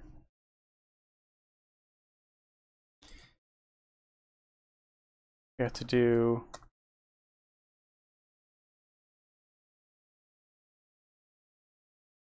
and we can also change the VIN number.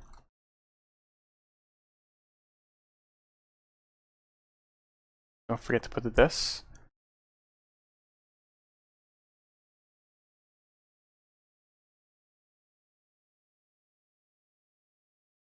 I'm going to do it this way.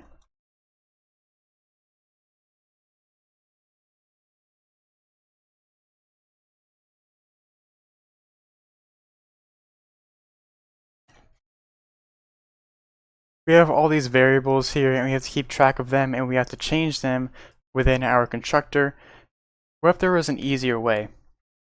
And there is, it's called a data class. we create the variables inside of our constructor, and that's it. We don't have to create the variables such as here, a global variable such as the car name and the VIN number. We create it in the constructor at the top. I'll show you that. What if we want to create a person? To create a data class, we have to first put data and class, person. And now here is very different. Instead of putting name string, we now put var name string as a variable. And I'll show you right in the tutorial here what that does.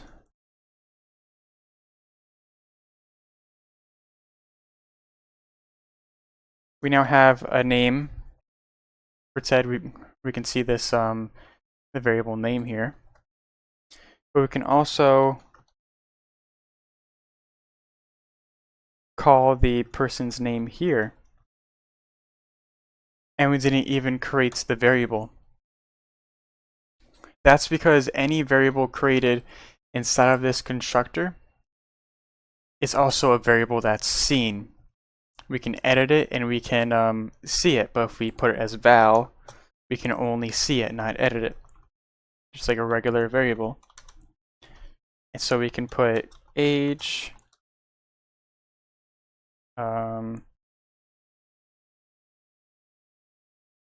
weight,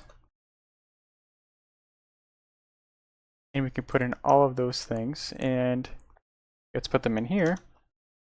So age 72 and weight 47. And we can have those other statistics.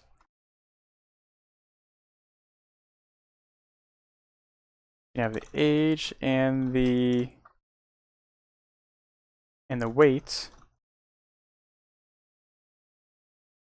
And we can have both of them without even assigning them, without even putting the curly braces. We don't have to do you know, val name or var name string equals Ted as a default one, and then set it. No, the data class will do that all for you. One of the problems with data classes is we don't have much functionality. We can't. It is a very big pain to change the name in a different way. We don't have as much functionality with the data class. A data class is mainly used just to hold variables. It's not meant to have this a whole bunch of functionality with it, such that you want to call a function and you want to get the name and you want to change the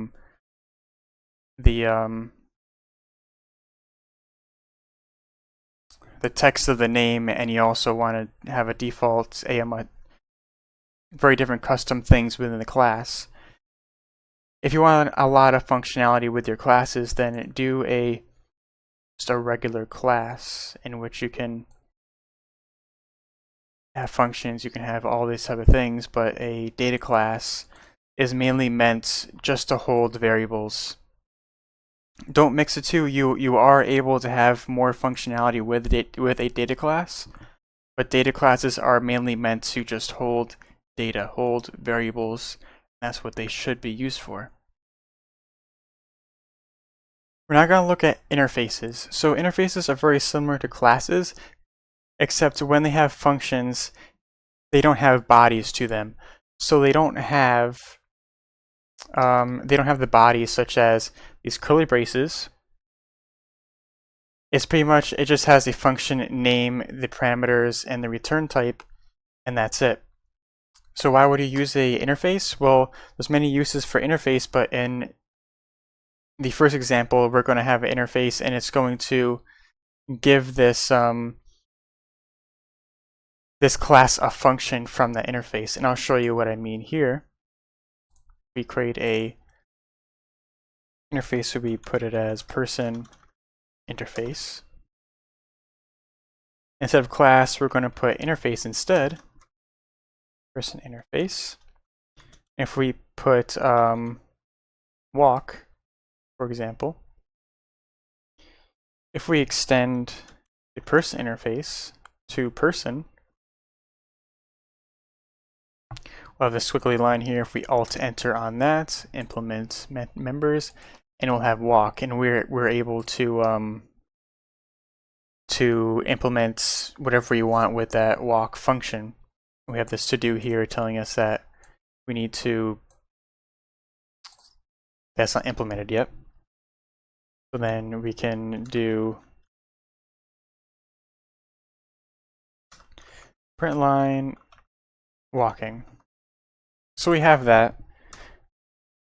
With interfaces, you typically do that when you want to plan your functions out accordingly for your classes, but you don't want to create those functions just yet. For example, if I wanted to create a talking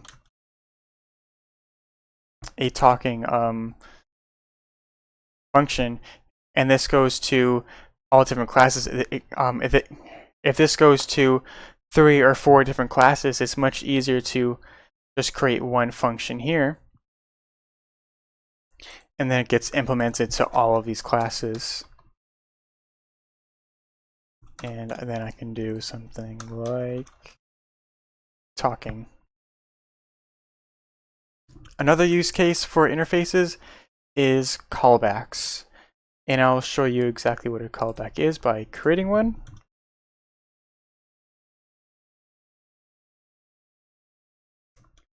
We'll create another interface called example callback. And we'll put this as callback. And we'll put it as a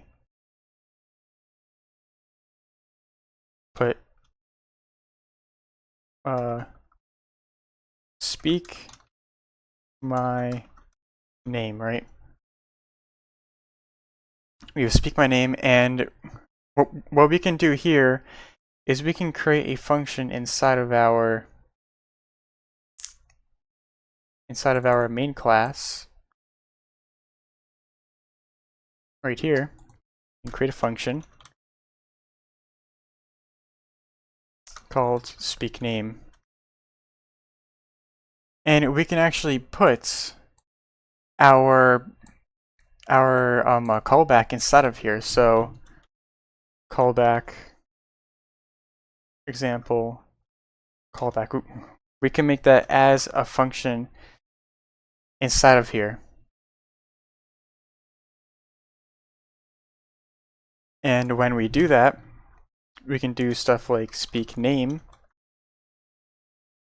say, and we have to do this a very different way to put in the callback.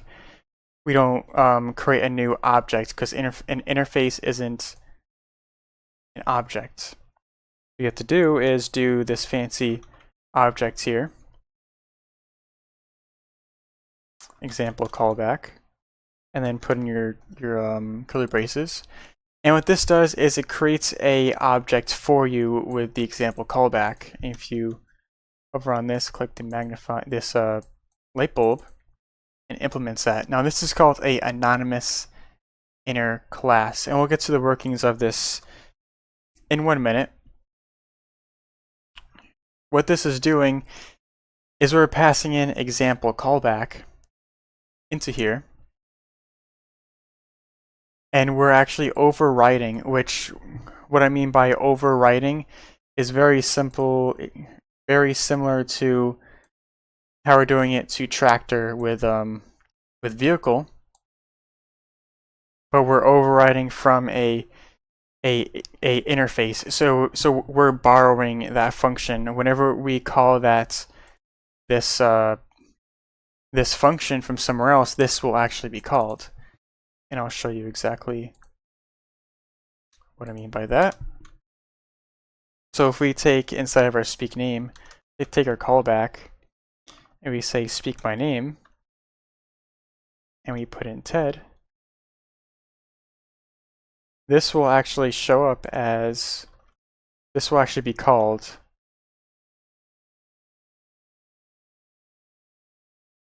show exactly what I mean.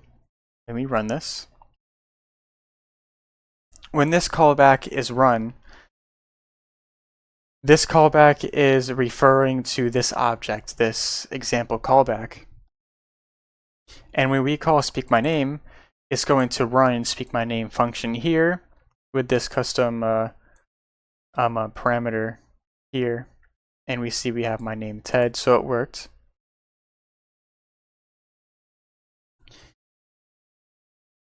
You would do this if you have certain operations, if you want to get something back, but you don't exactly want to return it. So you don't want to return a string. You want to give it to a callback. You maybe you want to give a series of things, and you can do that. You can say callback dot speak my name and put Ryan. Ryan doesn't deserve to have a capital letter for some reason, but Dylan deserves to have a capital D. So we can call this callback many times, as many times as we want. We can call this callback an hour later, 12 hours later if we wanted to, and it would still give us the same results. As with returning, it's call the function and then return the value, and that's it. With here, you can call the callback as many times as you want. Singletons are something that are very powerful. With regular classes such as person, whenever we create one or two objects of that class person, they're both entirely different. So if I have a name of Ted here, a name of Ryan here, they're going to be totally different. Person 1 is going to have Ted, person 1 is going to be Ryan.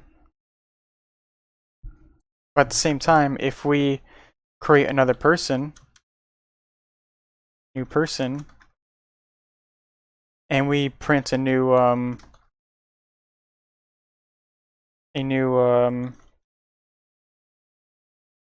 name of that, a default name, that's going to be the default name. It's not going to pick up as Ryan. And that's because every time you create a new object of person, that is an entirely new object. They're not the same. It's an entirely new instance of it. With singletons, we tie them all together. Every single one is the same.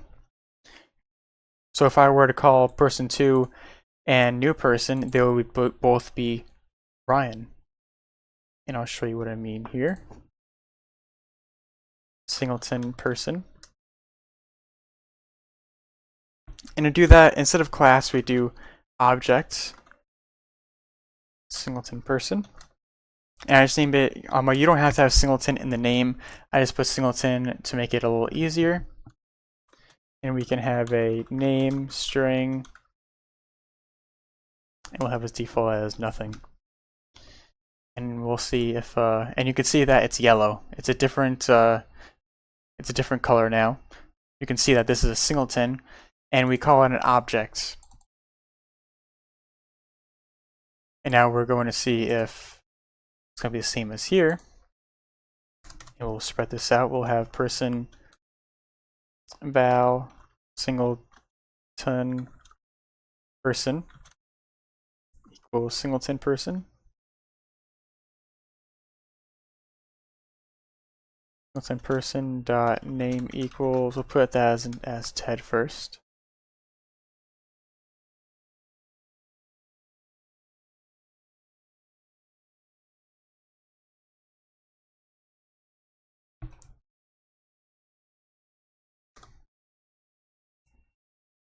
Then we'll have our second singleton person equals singleton person.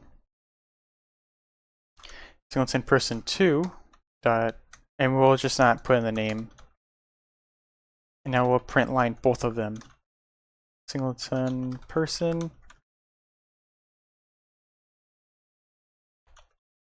We'll just copy this to make it easier.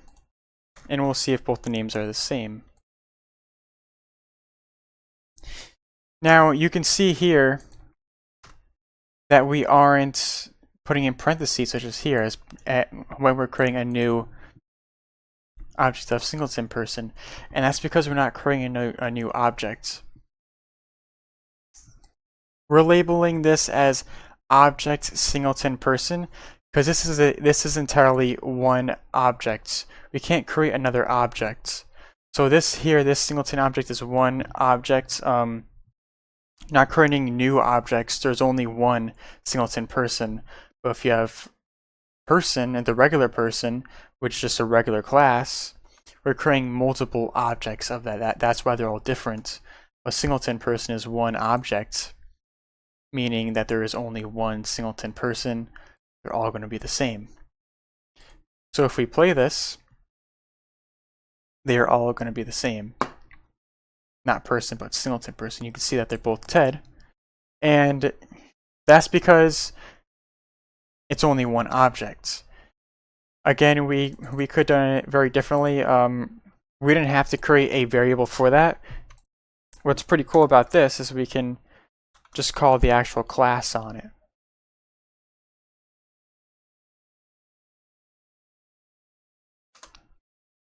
The actual class, we don't have to create a new object because remember here, object means it's already created. So the object is already created. We don't have to create a new instance of it. That said, singletons shouldn't be used all the time. They should only be used for certain things, and that's way more advanced. But just know that you shouldn't be using singletons very often. We're going to be learning about a new class, and that's called enum. What enum is pretty much a class without functions and with only variables that are always uppercase, so they're always capitalized.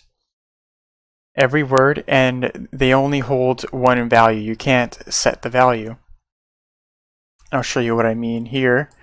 They're used for only a few things. We're going to have different actions. And I'll show you what I mean. So we have a enum class. We just put enum before class and it makes it a enum class. And we can create things such as run, walk, and biking. One rule for enum is they should always be capitalized. And if you need two words, such as run and walk, you don't do like that. You put in the underscore like that. What this is just each one is pretty much a variable that run equals a string run, walk equals a string walk, and biking equals a string biking. You would use these for something like an action or an action that can't be changed. So they're pretty much values. So run, for example, in a variable would be. That's pretty much it. Makes it easy to create, and it has more functionality, and I'll show you that right now. So we have a person, and we want to do an action. We want to do either a run, walk, or biking. We don't want to do anything else other than that. And you would think we would do something like action string, but no, we actually put the class name in it because each value in here is can only work with the class name. And so if we put person action, we'll put a default value of walk. person's walking right now, and this dot action equals action. Forgot to put this as a var instead of a val. There we go. Now what walk is, if we control and space on walk, we can see it's that of class person action and not a string. When we do something like toString, it equals, walk. And I'll show you a much better example by creating a object of person. We have a person object, and we're going to do an action. And we're going to do person action.biking. We don't have to create the object person action. It's very similar to a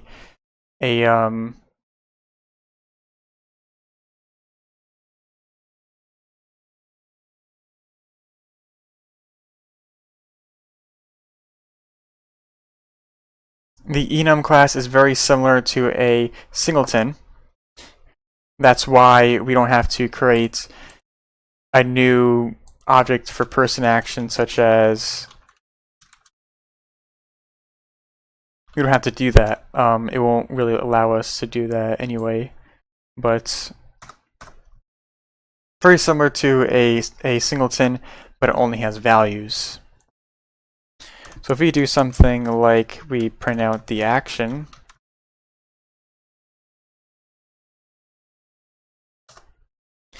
this will automatically turn to a string. Now action is person action, but when you put it inside of a string, it automatically does to string, and I'll show you that right here. Whenever you concatenate, this is called concatenation. When you put a plus from a string, or you put it inside the string, it concatenates. And if a method has a .toString, very similar to int or to double, it will automatically apply it to that. So this is an object. This is a person action, and it's pointing to which one did we do? Biking. So it's pointing towards the biking one. So if we do the press play,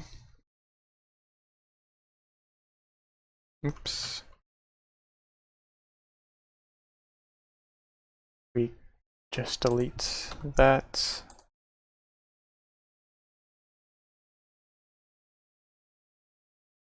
And there we go.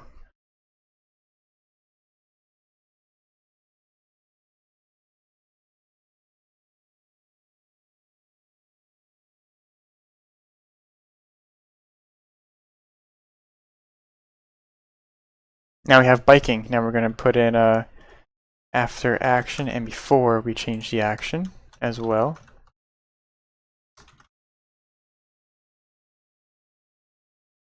And you'll see that it'll show the default one, which is walking.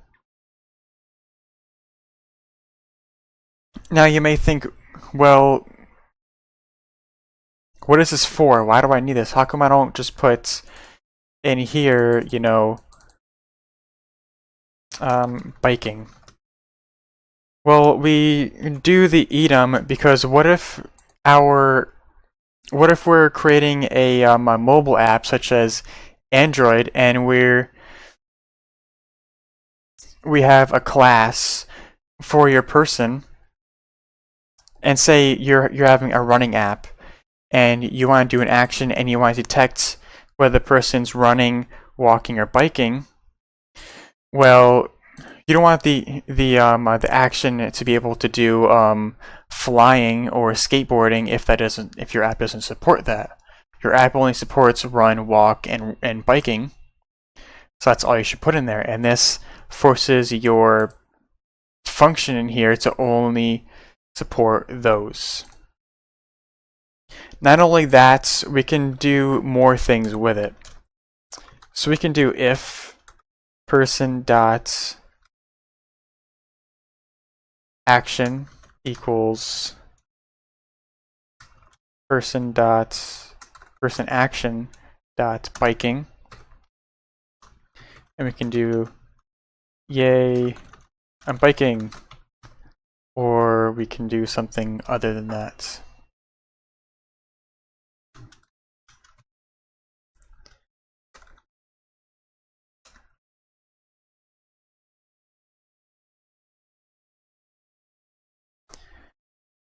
There we go.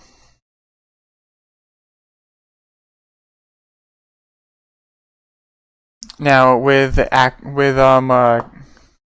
comparing enum values such as biking and walking, you can't do the double equals. It is better to do the dot equals. So if we do else if person dot action equals person action dot walking or walk,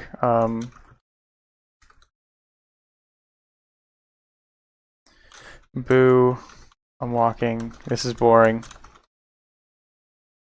You can do a lot more things with it. You can have, for example, if you're making an Android app, you can say if you're running, vibrate the screen, or if you're running, make the screen turn red, but if you're walking, make it yellow to indicate it's slow. You do a lot of things here.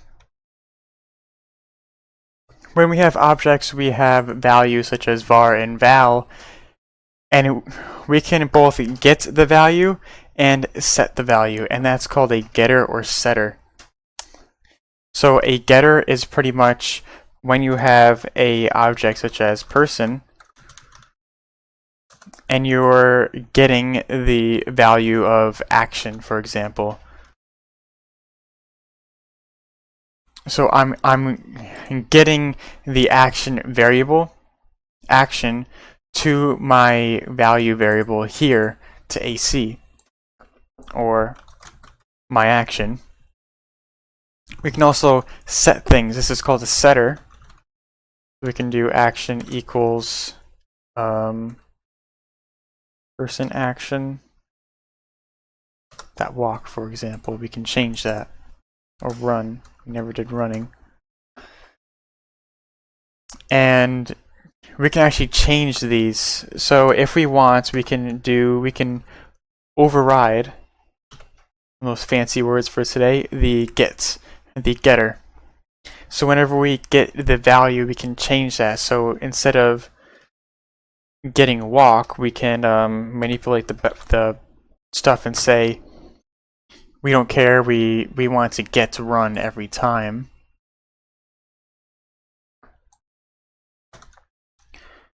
So we can do stuff like, oops, and print out action person.action, and it will be run. It will be run instead of walk. Yep, and it's showing it as run here. Now, with your action, you're equaling it to walk, but it's getting run, and that's because we're overriding, remember that fancy word, overriding, the get.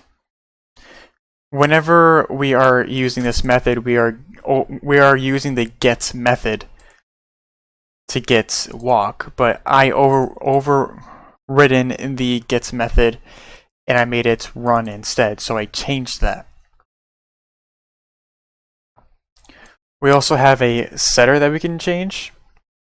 So we can do set value, we can do this, and then we can return, say we want to return only person action dot run every single time we do that.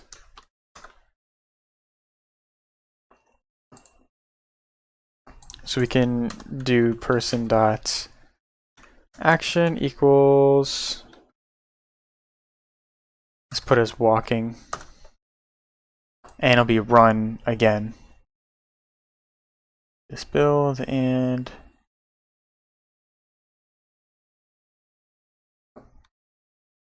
now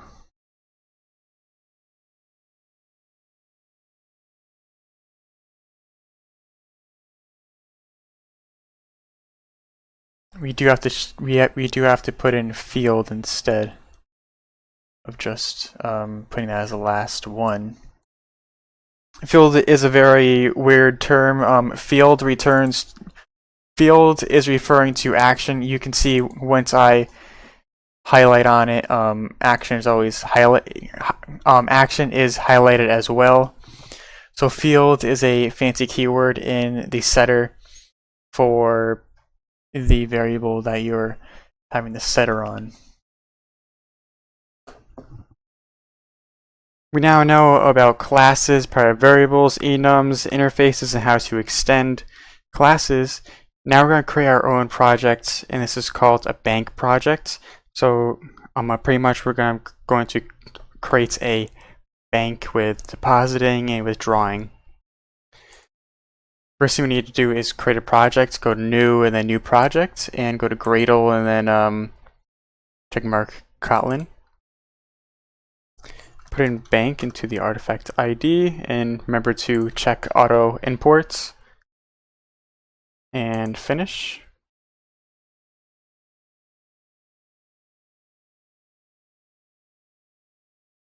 Okay, now we go here, and we did this I think the second or third tutorial in this series, so you might not remember everything exactly. I will help you get there. First thing, you need to right click the top file here, the bank, do new directory, and put it as source. We're creating the folders to create our Kotlin files. Source, main, and now Kotlin. Here's where we create our main class.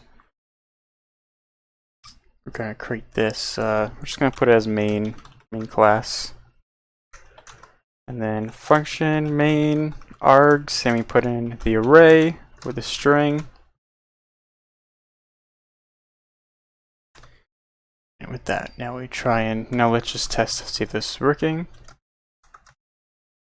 Welcome to Ted's bank. Click on this Kotlin thing and the Kotlin logo, and press run and see if this works.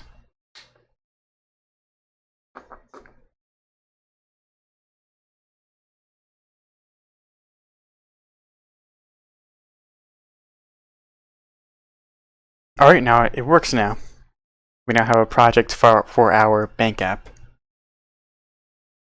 First thing with a bank, we're going to give it choices to withdraw, deposit, or exit. Now we're going to have our read line, so what we put in. First thing, we need the choice. User's choice equals read line. And we're going to put that as an int.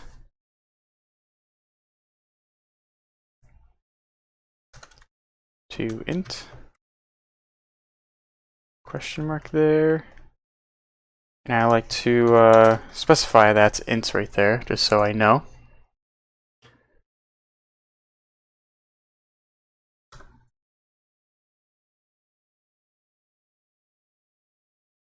Those double exclamation points there. We'll get to that very soon, actually. Now we're going to put in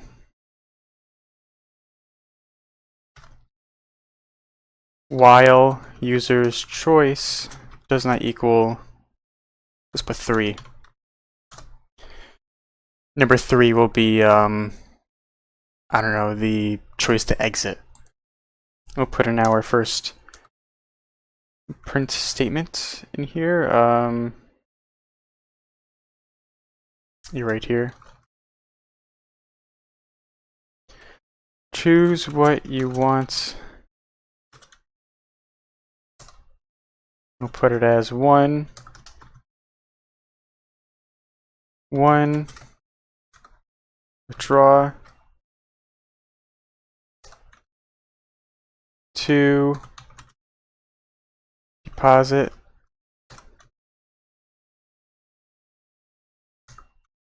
And then 3 exit. Great, now we have that, and let's try and run it.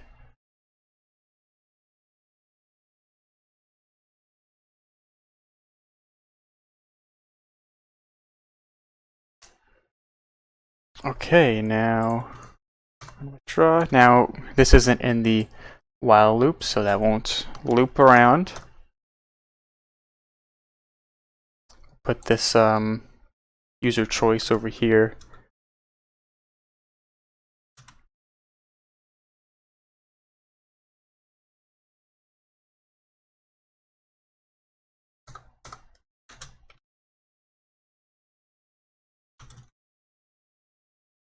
There we go.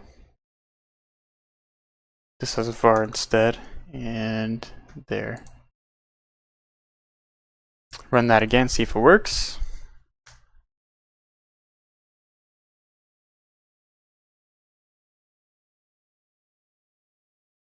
I'm gonna do withdraw, withdraw, withdraw, withdraw. Okay, there we go. Now we have our user input, and that part is finished. Now we're going to create our bank class so we can keep track of the money that's within our bank. Right click on Kotlin and create a new class, and we're just going to call it bank. Class bank. We're not going to do a data class because we need more than just the variables. We need to keep track of the amount of money in your account. So by default, our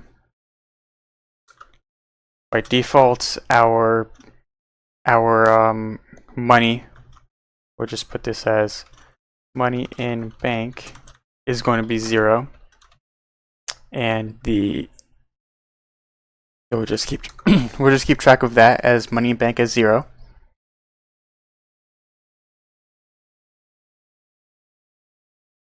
And now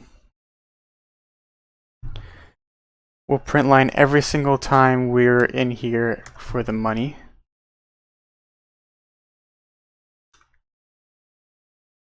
Current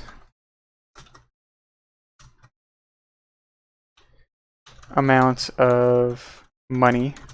And we'll create our bank here. Val bank equals bank. This is bank dot money in bank. Play this again, and we'll create different functions for withdrawing and depositing right now. And we see here we have current amount of money in bank 0. We'll create a function. We don't want to just minus or plus this because that's a little confusing. So we're going to create our deposit and draw. So money deposit.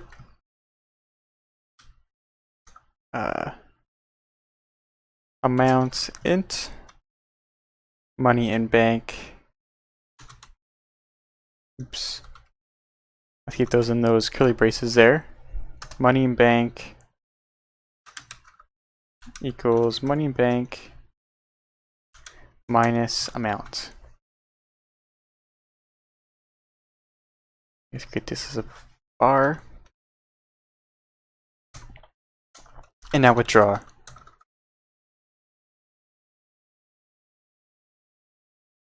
Amount again. Money in bank equals money in bank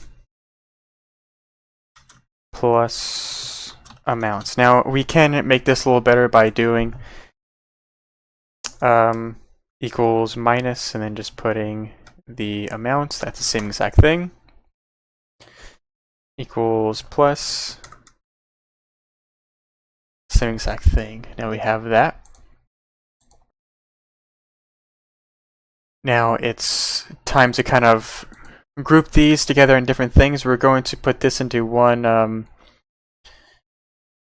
function here as a greeting. So we're going to create another function called greet user with choices.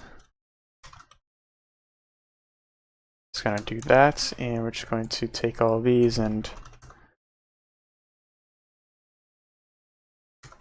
put it there. Greet user with choices, and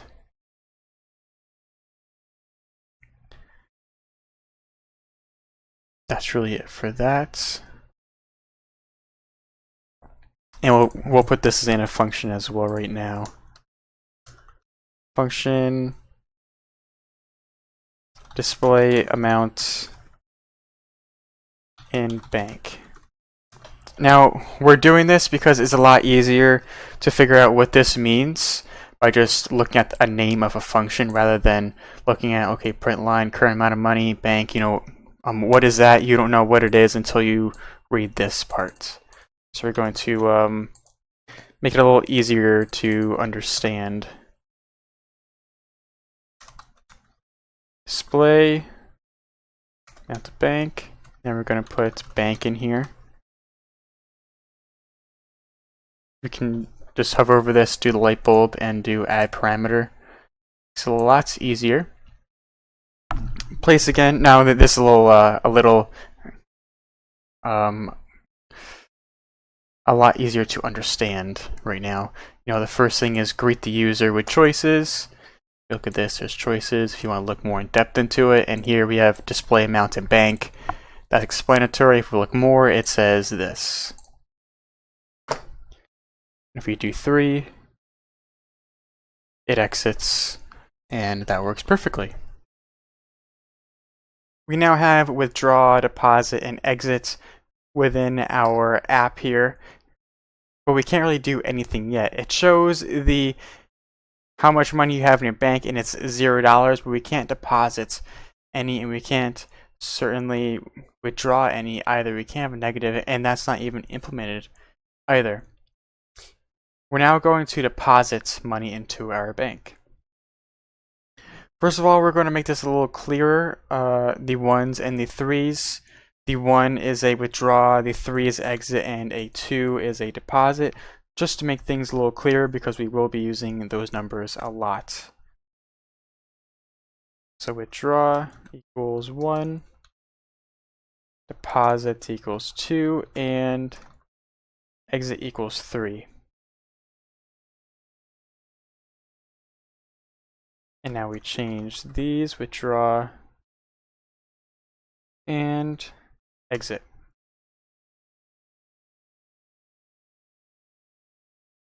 We now have after the user's choice, after the user picks a choice of 1, 2, or 3, or withdraw, deposit, or exit, we want to display that information, such as would you like to how much money would you like to deposit into the bank, or how much would you like to withdraw? So we should do that after.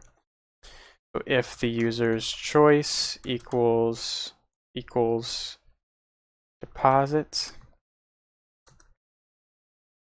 we should get a deposit amount from the get deposit amounts from user.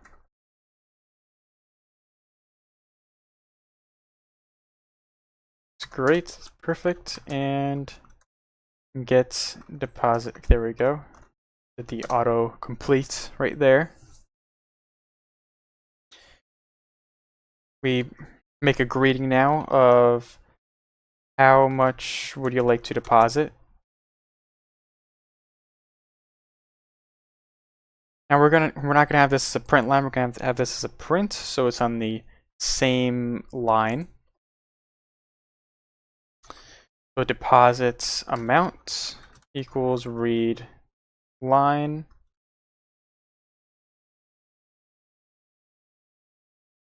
Now to double. We have these double exclamation points. We didn't go into this yet, but the double exclamation points is pretty much saying if read line returns null or something that is null, and it can't return a double, it just will return this as null. That's pretty much what that is. We will go into farther, more in-depth things about that in a upcoming video, though. So now we want to return the deposit amount with the type of double.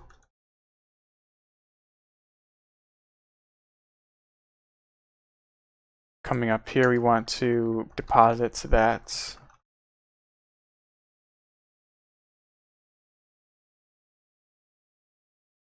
There we go. There we go. Now I have here, now I changed some things before. Now here is what you should have. The deposit amount should be a plus, and also they should be separated. It should be plus equals, and this should be minus equals. If you don't do that, it will if you put in 20, it will stay as 20. It won't add to this. We should change this to a double. And these also to doubles, just so we have the cents as well. We don't want just the dollars, we want the cents. And it should be working now, so let's play.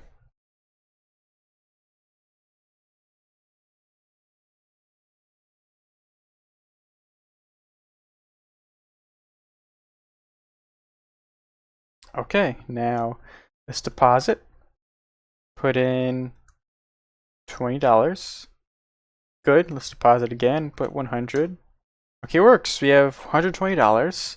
And the next video we're going to be working into the withdrawing. Now withdrawing now, it's the same thing as the deposit, except we are doing bank dots withdraw instead of deposit. We're saying we're doing a else if user's choice equals withdraw. And we're just going to put withdraw amount equals get withdraw amount from user. Very similar thing, and we're going to create that another function very similar to this one. I'm going to put a double first this time because we know we want a double as our return withdraw amount. Again, put print, don't put print line. We want it on the same line. How much would you like to withdraw? I'm gonna put val withdraw amount equals read line to double. There we go. Return withdraw amount.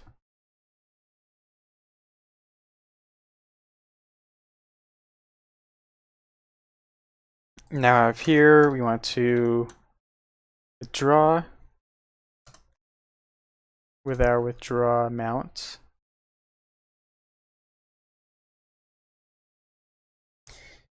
And there we go. Just going to play that now.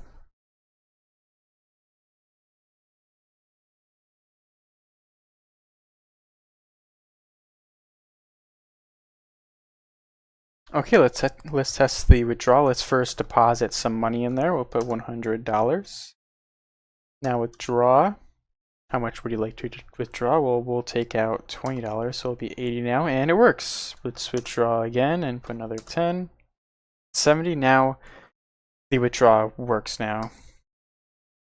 Let's make this a little easier to see. Let's put this all into another function just so it's a little easier to see. And let's name that do bank action from user input. And the user input will be a int, so input, actually we'll put user's choice, and then just, where's this end? A good way to see if a curly brace, a function or a loop where it ends, is just to take your cursor and click at the right side of these, and it'll show you the end. Then just copy it. Put it in there just to separate it a little bit. We'll put user's choice.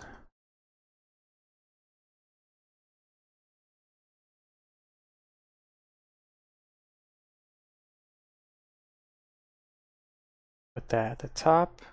And we'll also put in the bank as well, just so it has access to the bank.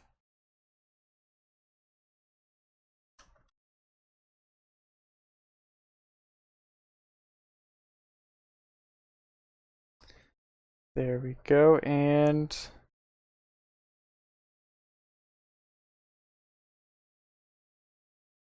we can't do that. We'll just put this as a global variable now, because now we don't have any access to the user choice, because remember, user's choice is contained within this function. It can't go into this function. We don't have access to user's choice because we only have access to these variables in here and also in here. We don't have access to the variables in here, so we're going to put this as a global variable instead. So var user's choice equals withdraw. And then it should be accessed. You should be able to access it anywhere within this class.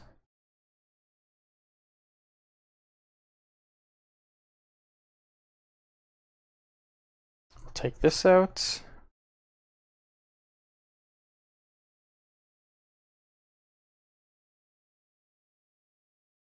Take that out, so we only give it bank, and let's play this again.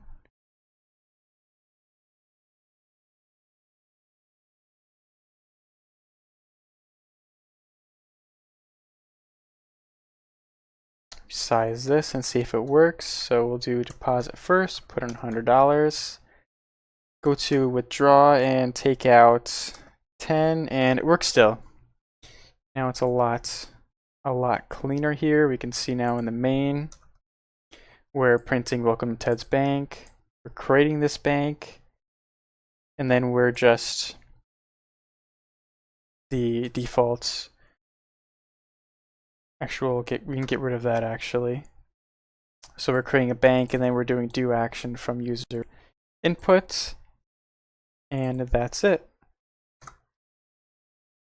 We now have our bank with our withdraw and deposit.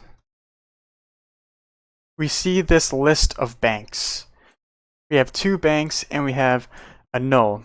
What a null is pretty much nothing. Null is very short term for pretty much nothing, except when you call upon this, we're going to do bank dot money in bank, and when we get to this null over here, it's going to give us an error.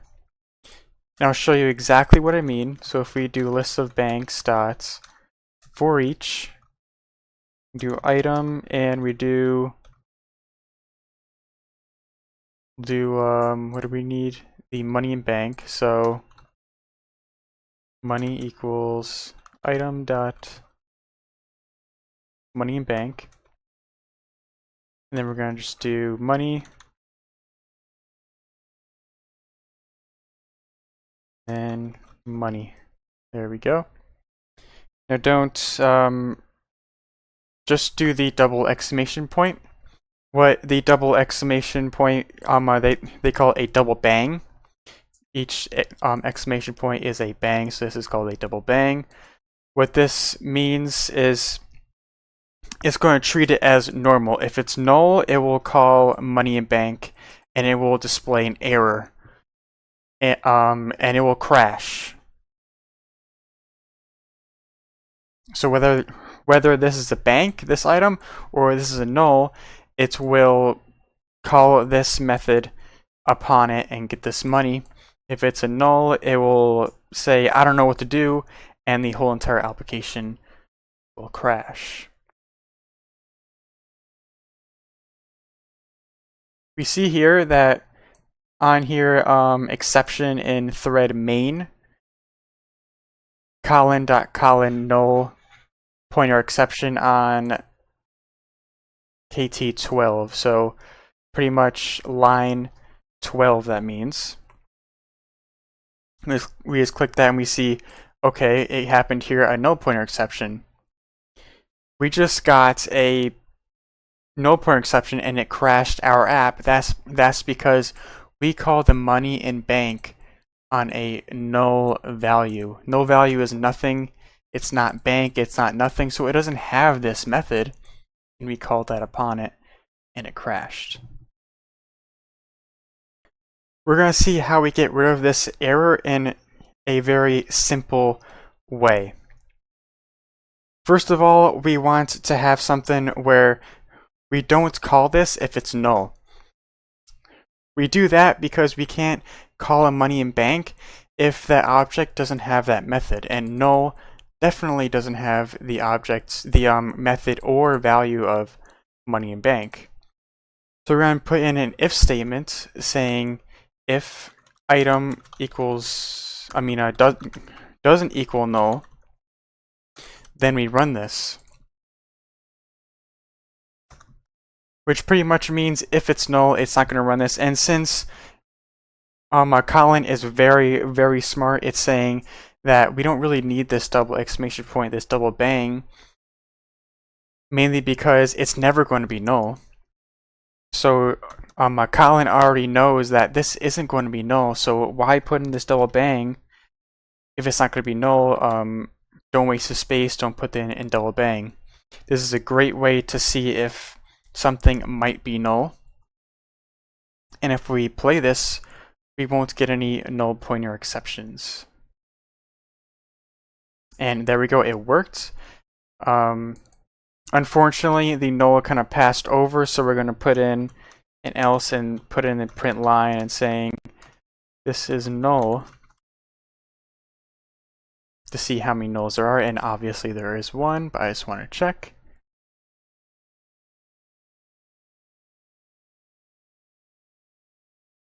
There we go, we have one null, and that's at the end of the list. We can now see if something is null and then act accordingly to that. We also have another way to get rid of nulls within our application so there is no more null pointer exceptions. Now this, we're checking if an item is null or not, and we're doing these two lines of code if it's not null, and we're doing this if it is null. We can do this in a lot less lines. This does not equal null is greater null, but if you do this a lot, it will show up a lot in your code and it will dominate your code with does not equal null, and you don't really want that. So we're going to get rid of this and this, and as of right now there's going to be a whole bunch of errors. It's telling us right now it's not safe to do this, to put the double exclamation point, the double bang, and it's going to run a null pointer exception. But we can do something else. We can do a question mark dot, very subtle difference, but it will make a very big difference in the null pointer exception. There actually won't even be a null pointer exception anymore. And we see now that we have money 0, and then we have a money null. What that just did right there was when it sees item is null, and it sees that money in bank, it isn't able to complete that method, it will automatically return null to money. For instance, if we just put that as a string, what is this, a double? I like to name my variables in my models, so that should be a double. Here we go.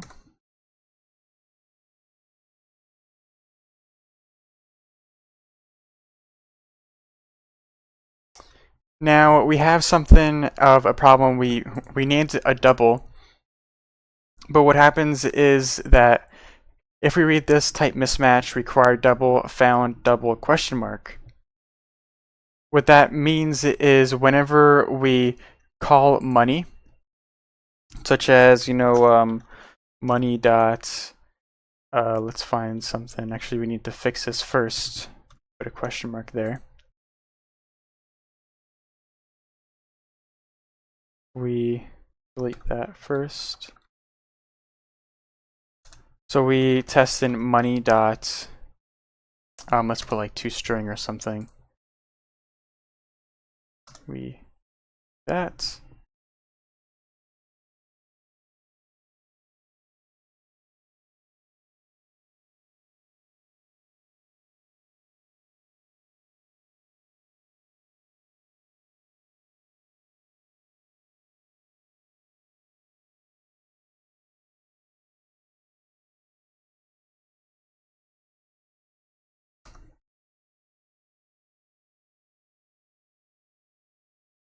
If we do a method such as money.isNaN, which is short for is not a number, we'll have a very weird only safe or non-null assertion. Whatever. It's just saying that money could be null, saying that this could throw a null pointer exception. You should put a double bang or a question mark because it could be null. It's just the IDE is warning you. And we have that because we have this question mark type. This double and then a question mark is saying that money could be a double or it could be a null. Watch out. And whenever you call a method onto that, we need to check if it's a null.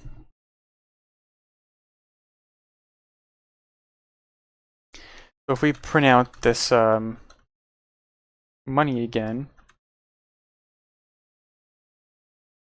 it should be fine because doing a string is going to be automatically null for that.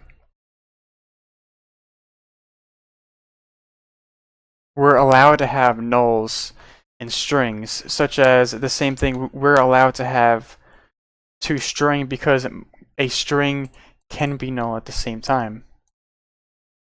But we can't call methods that null doesn't have, such as we can't do is not a number on a string, on a null I mean.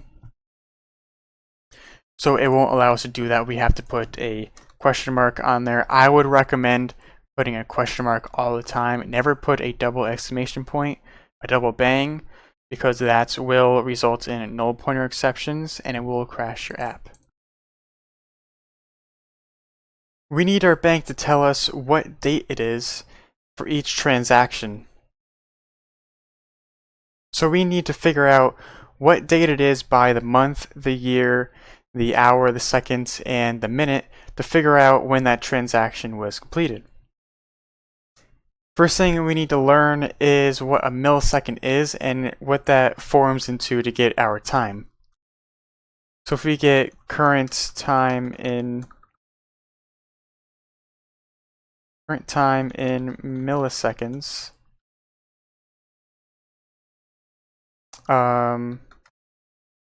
we can do a function called system.currentTime milliseconds. That will give us the time in milliseconds. This gives us the current month, the current seconds, the current millisecond, everything, and it gives us a long. And I'll show you what that's going to look like. That's going to look like a big giant number, and that's going to be our date. And we can format it to look human readable, and this is pretty much a very big number. I don't know what the date is right now, and I can't figure that out through that number, but the computer can. And it gets that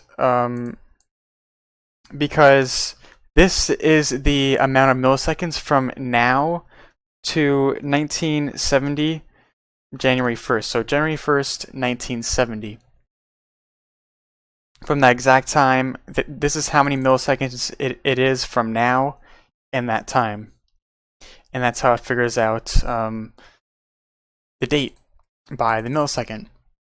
And we can format that into a human readable date by creating a variable and creating an object called date and putting in our current time in milliseconds, and that will give us our date. And we can then do this date.toString, and it will give us a formatted dates that we can't really format ourselves right now, but it will give us a very good starting point of what we want.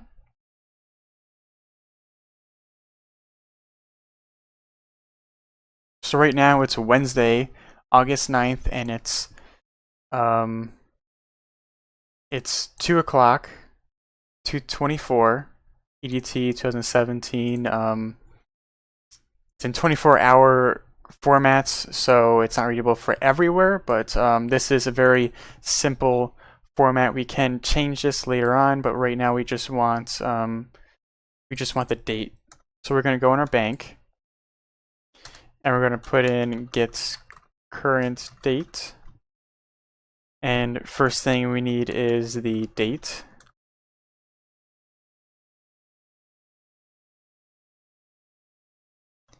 And we're going to put in we're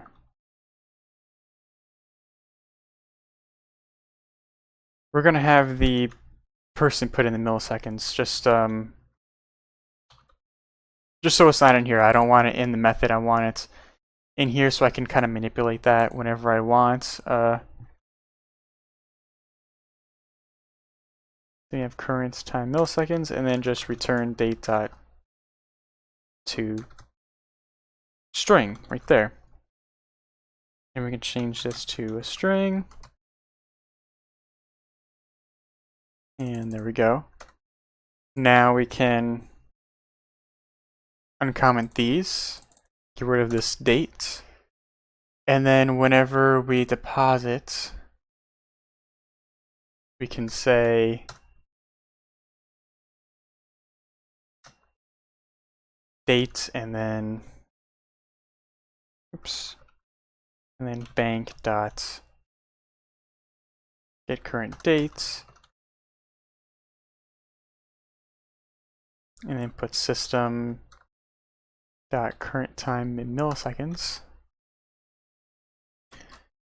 There we have it. Every single time we deposit, it's going to show us our date, and let's test that out.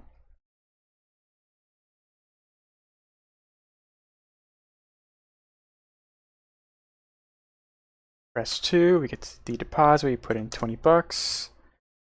Yeah, the date is Wednesday, blah, blah, blah, blah, and it shows our date.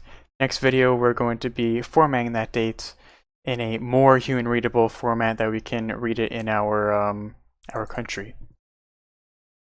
We now need to format our date.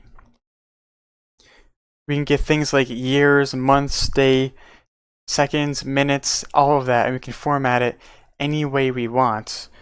And we have to do that through a object called simple date formatter. And if we go on Google or Bing or whatever search engine you have and you put in simple date formatter with Java, you get this link right here.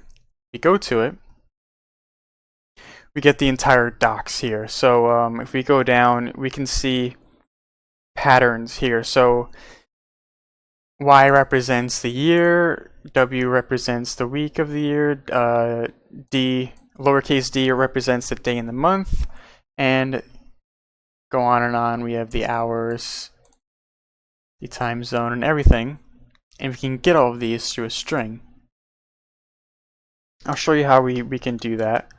We create a formatter with simple date format.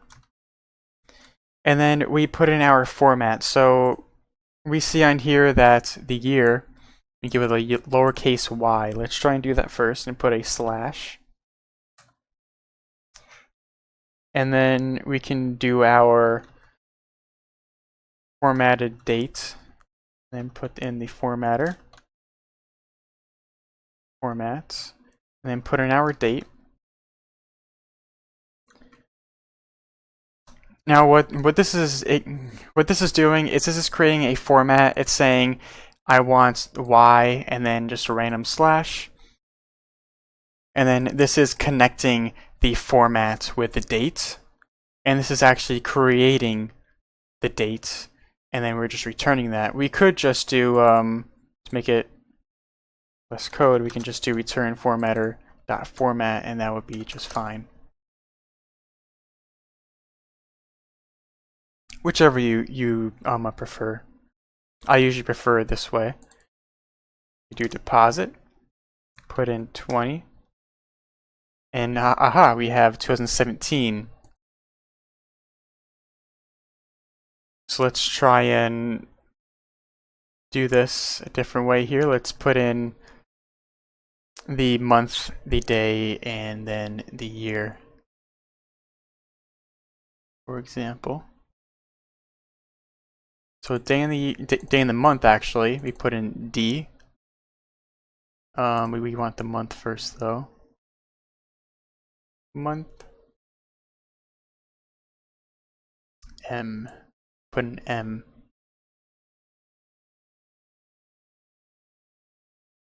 For here, we want 3 letters of the month of the year.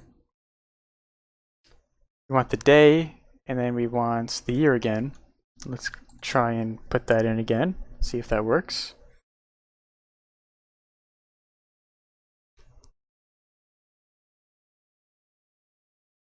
We now have August 9th, 2017.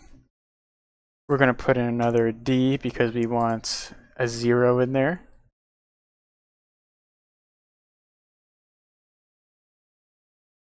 Pause it, put in $20. Okay, now it's August 9th, 2017. Now we want some sort of seconds, and then we'll put hour of day and then minutes. We'll put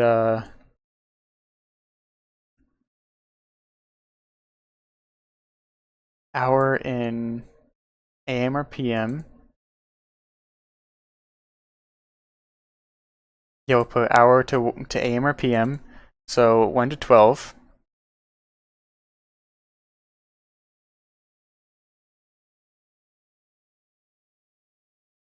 And then the minutes in the hour, so MM. And then AM or PM. And where can you find that? We can find that here with A. You can see if PM or AM.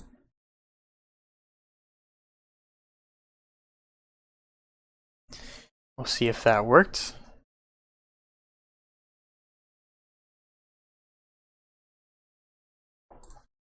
Go to deposit, deposit $20 again. Now we can see we have August 9th, 2017, 2:36 p.m. It's on 2:37. And now we have that date. We now know how to format dates correctly, giving us the month, the day, the year, the minutes, and second, all with this documentation here. And we could put so much more into here, but this is all we're going to put in for a very simple date format. We can do amazing things with lists in Kotlin. One of which is actually filtering those lists down. For example, let's take this list of grades. We can actually filter this list in about 1 or 2 lines of code to find out which ones are passing. So when I took high school, a 65, anything higher than a 65 was passing. So let's see how many grades in there are passing grades. So if we take grades and then do filter. Now, this isn't something that you normally see. Where are the parentheses? You're given this this function type of thing, and we have these curly braces. This is a function. This is a little weird. This is what's called a lambda.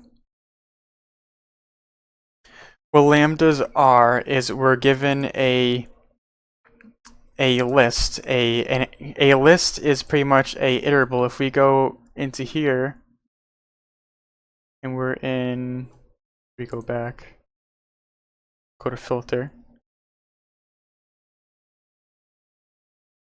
go to list, we can see that filter is part of collections and it's also part of iterable. So lists, all lists are iterables. A mutable list, a regular list, a immutable list, an array, they're all iterables. What that means is that they can they go one by one in a list. Now what a lambda is, it's a function that that you have control over what to do in that function. So I'll tell you what I mean. If we go into this filter and we say, and we do control space,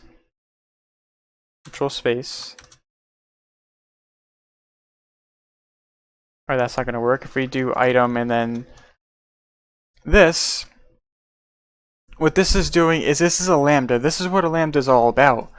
We're filtering this entire list, and this item refers to a single item in this list. What filter will do, it will create another list. If we go to filter, it actually creates another list. And we can create a Boolean value, so saying item, if item is greater than 65, it will keep that list. So if we put val passing grades, we will get all passing grades, and passing grades are items level greater than 65. And we can do that by we can confirm that by doing passing grades and just doing a for each, and again doing the lambda and print all those out. Running it, we'll see that we have all passing grades. We don't have any 40s or the 40, 30, or 20. We won't have those in there. We'll have 70, 100, 80, and 10. And what this is doing is this is actually doing a for loop on this, and it's trying to make it very a basic sense, but this item refers to every single individual item in here. And that's what lambda is all about. Lambdas are everywhere in Kotlin, and they're very hard to get into at first, but they're very rewarding. We can also do other things such as count. So num items passing grades dots, not gradles, grades dot count. So we can do the same thing. We can do this fancy item and then this arrow point saying that each item variable item is one item in this, and my code goes up to this arrow right here. If item is greater than 65, instead of getting each item in here, this is going to get how many items are over 65. So if we print line num items num to human readable number of grades passing, num items passing, if we play this again, we run this, we'll get the number of grades passing. So now we have a number of grades of passing, which is 4, which is correct. 70, 180, and 70 equals 4 grades that are passing. Lambdas are very powerful. They're very complex at the same time. If we do control and click on count, we can actually see what's going on in this count. And not really looking at this, we can look at this and we can see what's going on.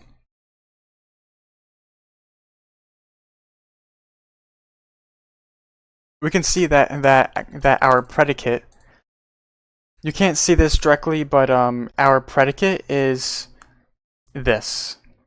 So think of predicate as item greater than 65. That's what the predicate is. We have our count. We have a for loop with an element. So each item in this, which this refers to the list grades. So for each element in this, if predicates elements. So what this is doing is predicates is actually creating somewhat of a function. So when we put item is greater than 65, what predicate is doing, and I'll show you right here, predicates, what this is doing is return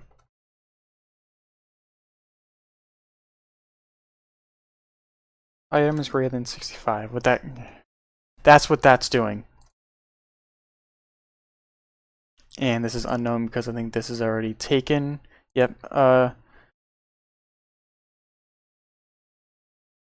No, that this isn't a variable. This is supposed to be a function. What am I doing? So that's what this in this counts, in this lambda function we're looking at, this predicate is pretty much just taking our what we put in those curly braces, putting it into a function and giving it a true or false from that. Very, very complex at the beginning to figure out, but it gets very simple later on. So we're putting item is greater than 65, so our predicate is going to be exactly this. You give a predicate, you give it an item, and it returns true or false with that.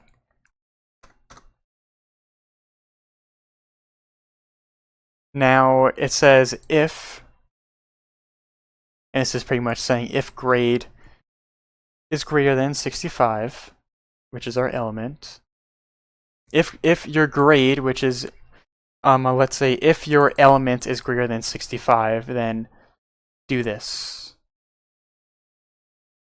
And then at the end it returns that. If we can make this a little simpler, we'll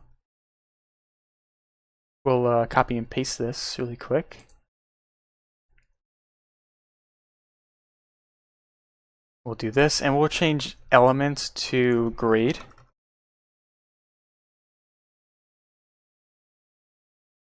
I'll put another parentheses in here, just to make it a little neater. Again, don't worry about this. We'll look at that into another video very soon. Do we need that public? Okay, there we go. So right here, we just made it a little easier to understand. What is this? Oh, that's count. So what we're doing is we're taking our predicate. So our predicate is item greater than 65. We're taking a for loop into our grades loop. So this equals the grades from your calling method. So each grade, if the predicate, so if your grade is greater than 65, we do the count. And that's pretty much what a lambda is, pretty much. Very complex at the beginning, but gets very simple later on. Later on, after you looked at a whole bunch of lambdas, it gets a lot easier. We also have something called average with iterables. We can actually take the average of all the numbers within a list, very similar to the count and the filter. Except we're not creating another list, we're getting the average of all of the items within there. So let's try and get the average of all the grades. And if we do grades dot average, and we put that into a variable,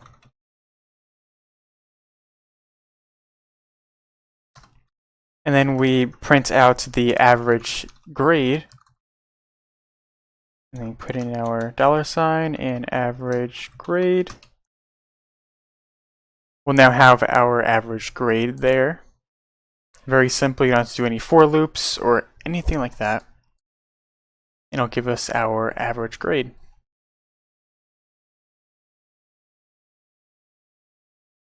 As you can see now, we have our average grade of 52.5, which is correct. That is our average. We can do one really special thing with Kotlin, and that's to create our own functions for classes we don't own. What I mean by that is when we have a class such as bank, we can create our own function like normal and just create a new function. But if we don't own a class such as mutable list, this class is such as that class, we can't create a function in there because we don't own that class. It's not writable, it's only readable. And with extensions, that gives us the power to create our own functions for that class. And I'll give you a demonstration. We can actually create, even though this function isn't there, swap, we can actually create that. We're going to swap 70 and 100. And now we can create that swap function out of thin air right now. And we're going to do, we're going to create that right now with a function. And now when we put in the class, we want to add the function to, and we're going to put an int. We only want the ints. Then we do dot and then our function name. We're going to put in our parameter just like usual. Put in the curlies and temp index. We're going to swap both of the 0 and 1. So this is wrong. We have to put 0 and 1. So we're swapping index 0 with index 1. And now we're putting the temp index of 1, and I'll show you why we're doing that in a second. And now we're taking 1 and we're swapping it with 2. Now remember with lambdas, the this refers to the class that we're putting it on. So when we're doing swap, we're actually when we're doing swap on this list, we're actually doing, instead of this, we're doing grades too. It's just doing that. It's taking the one behind the period.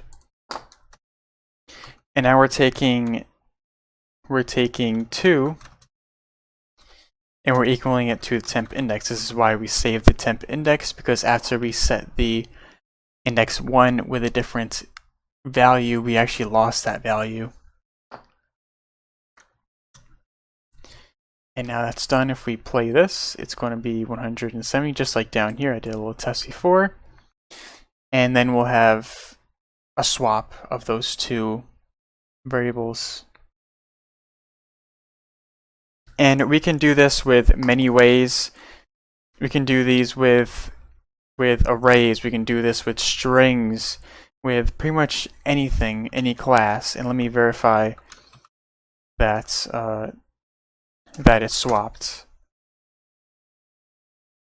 Put grade and then print line grade, and we'll play it. Let's see if it's swapped.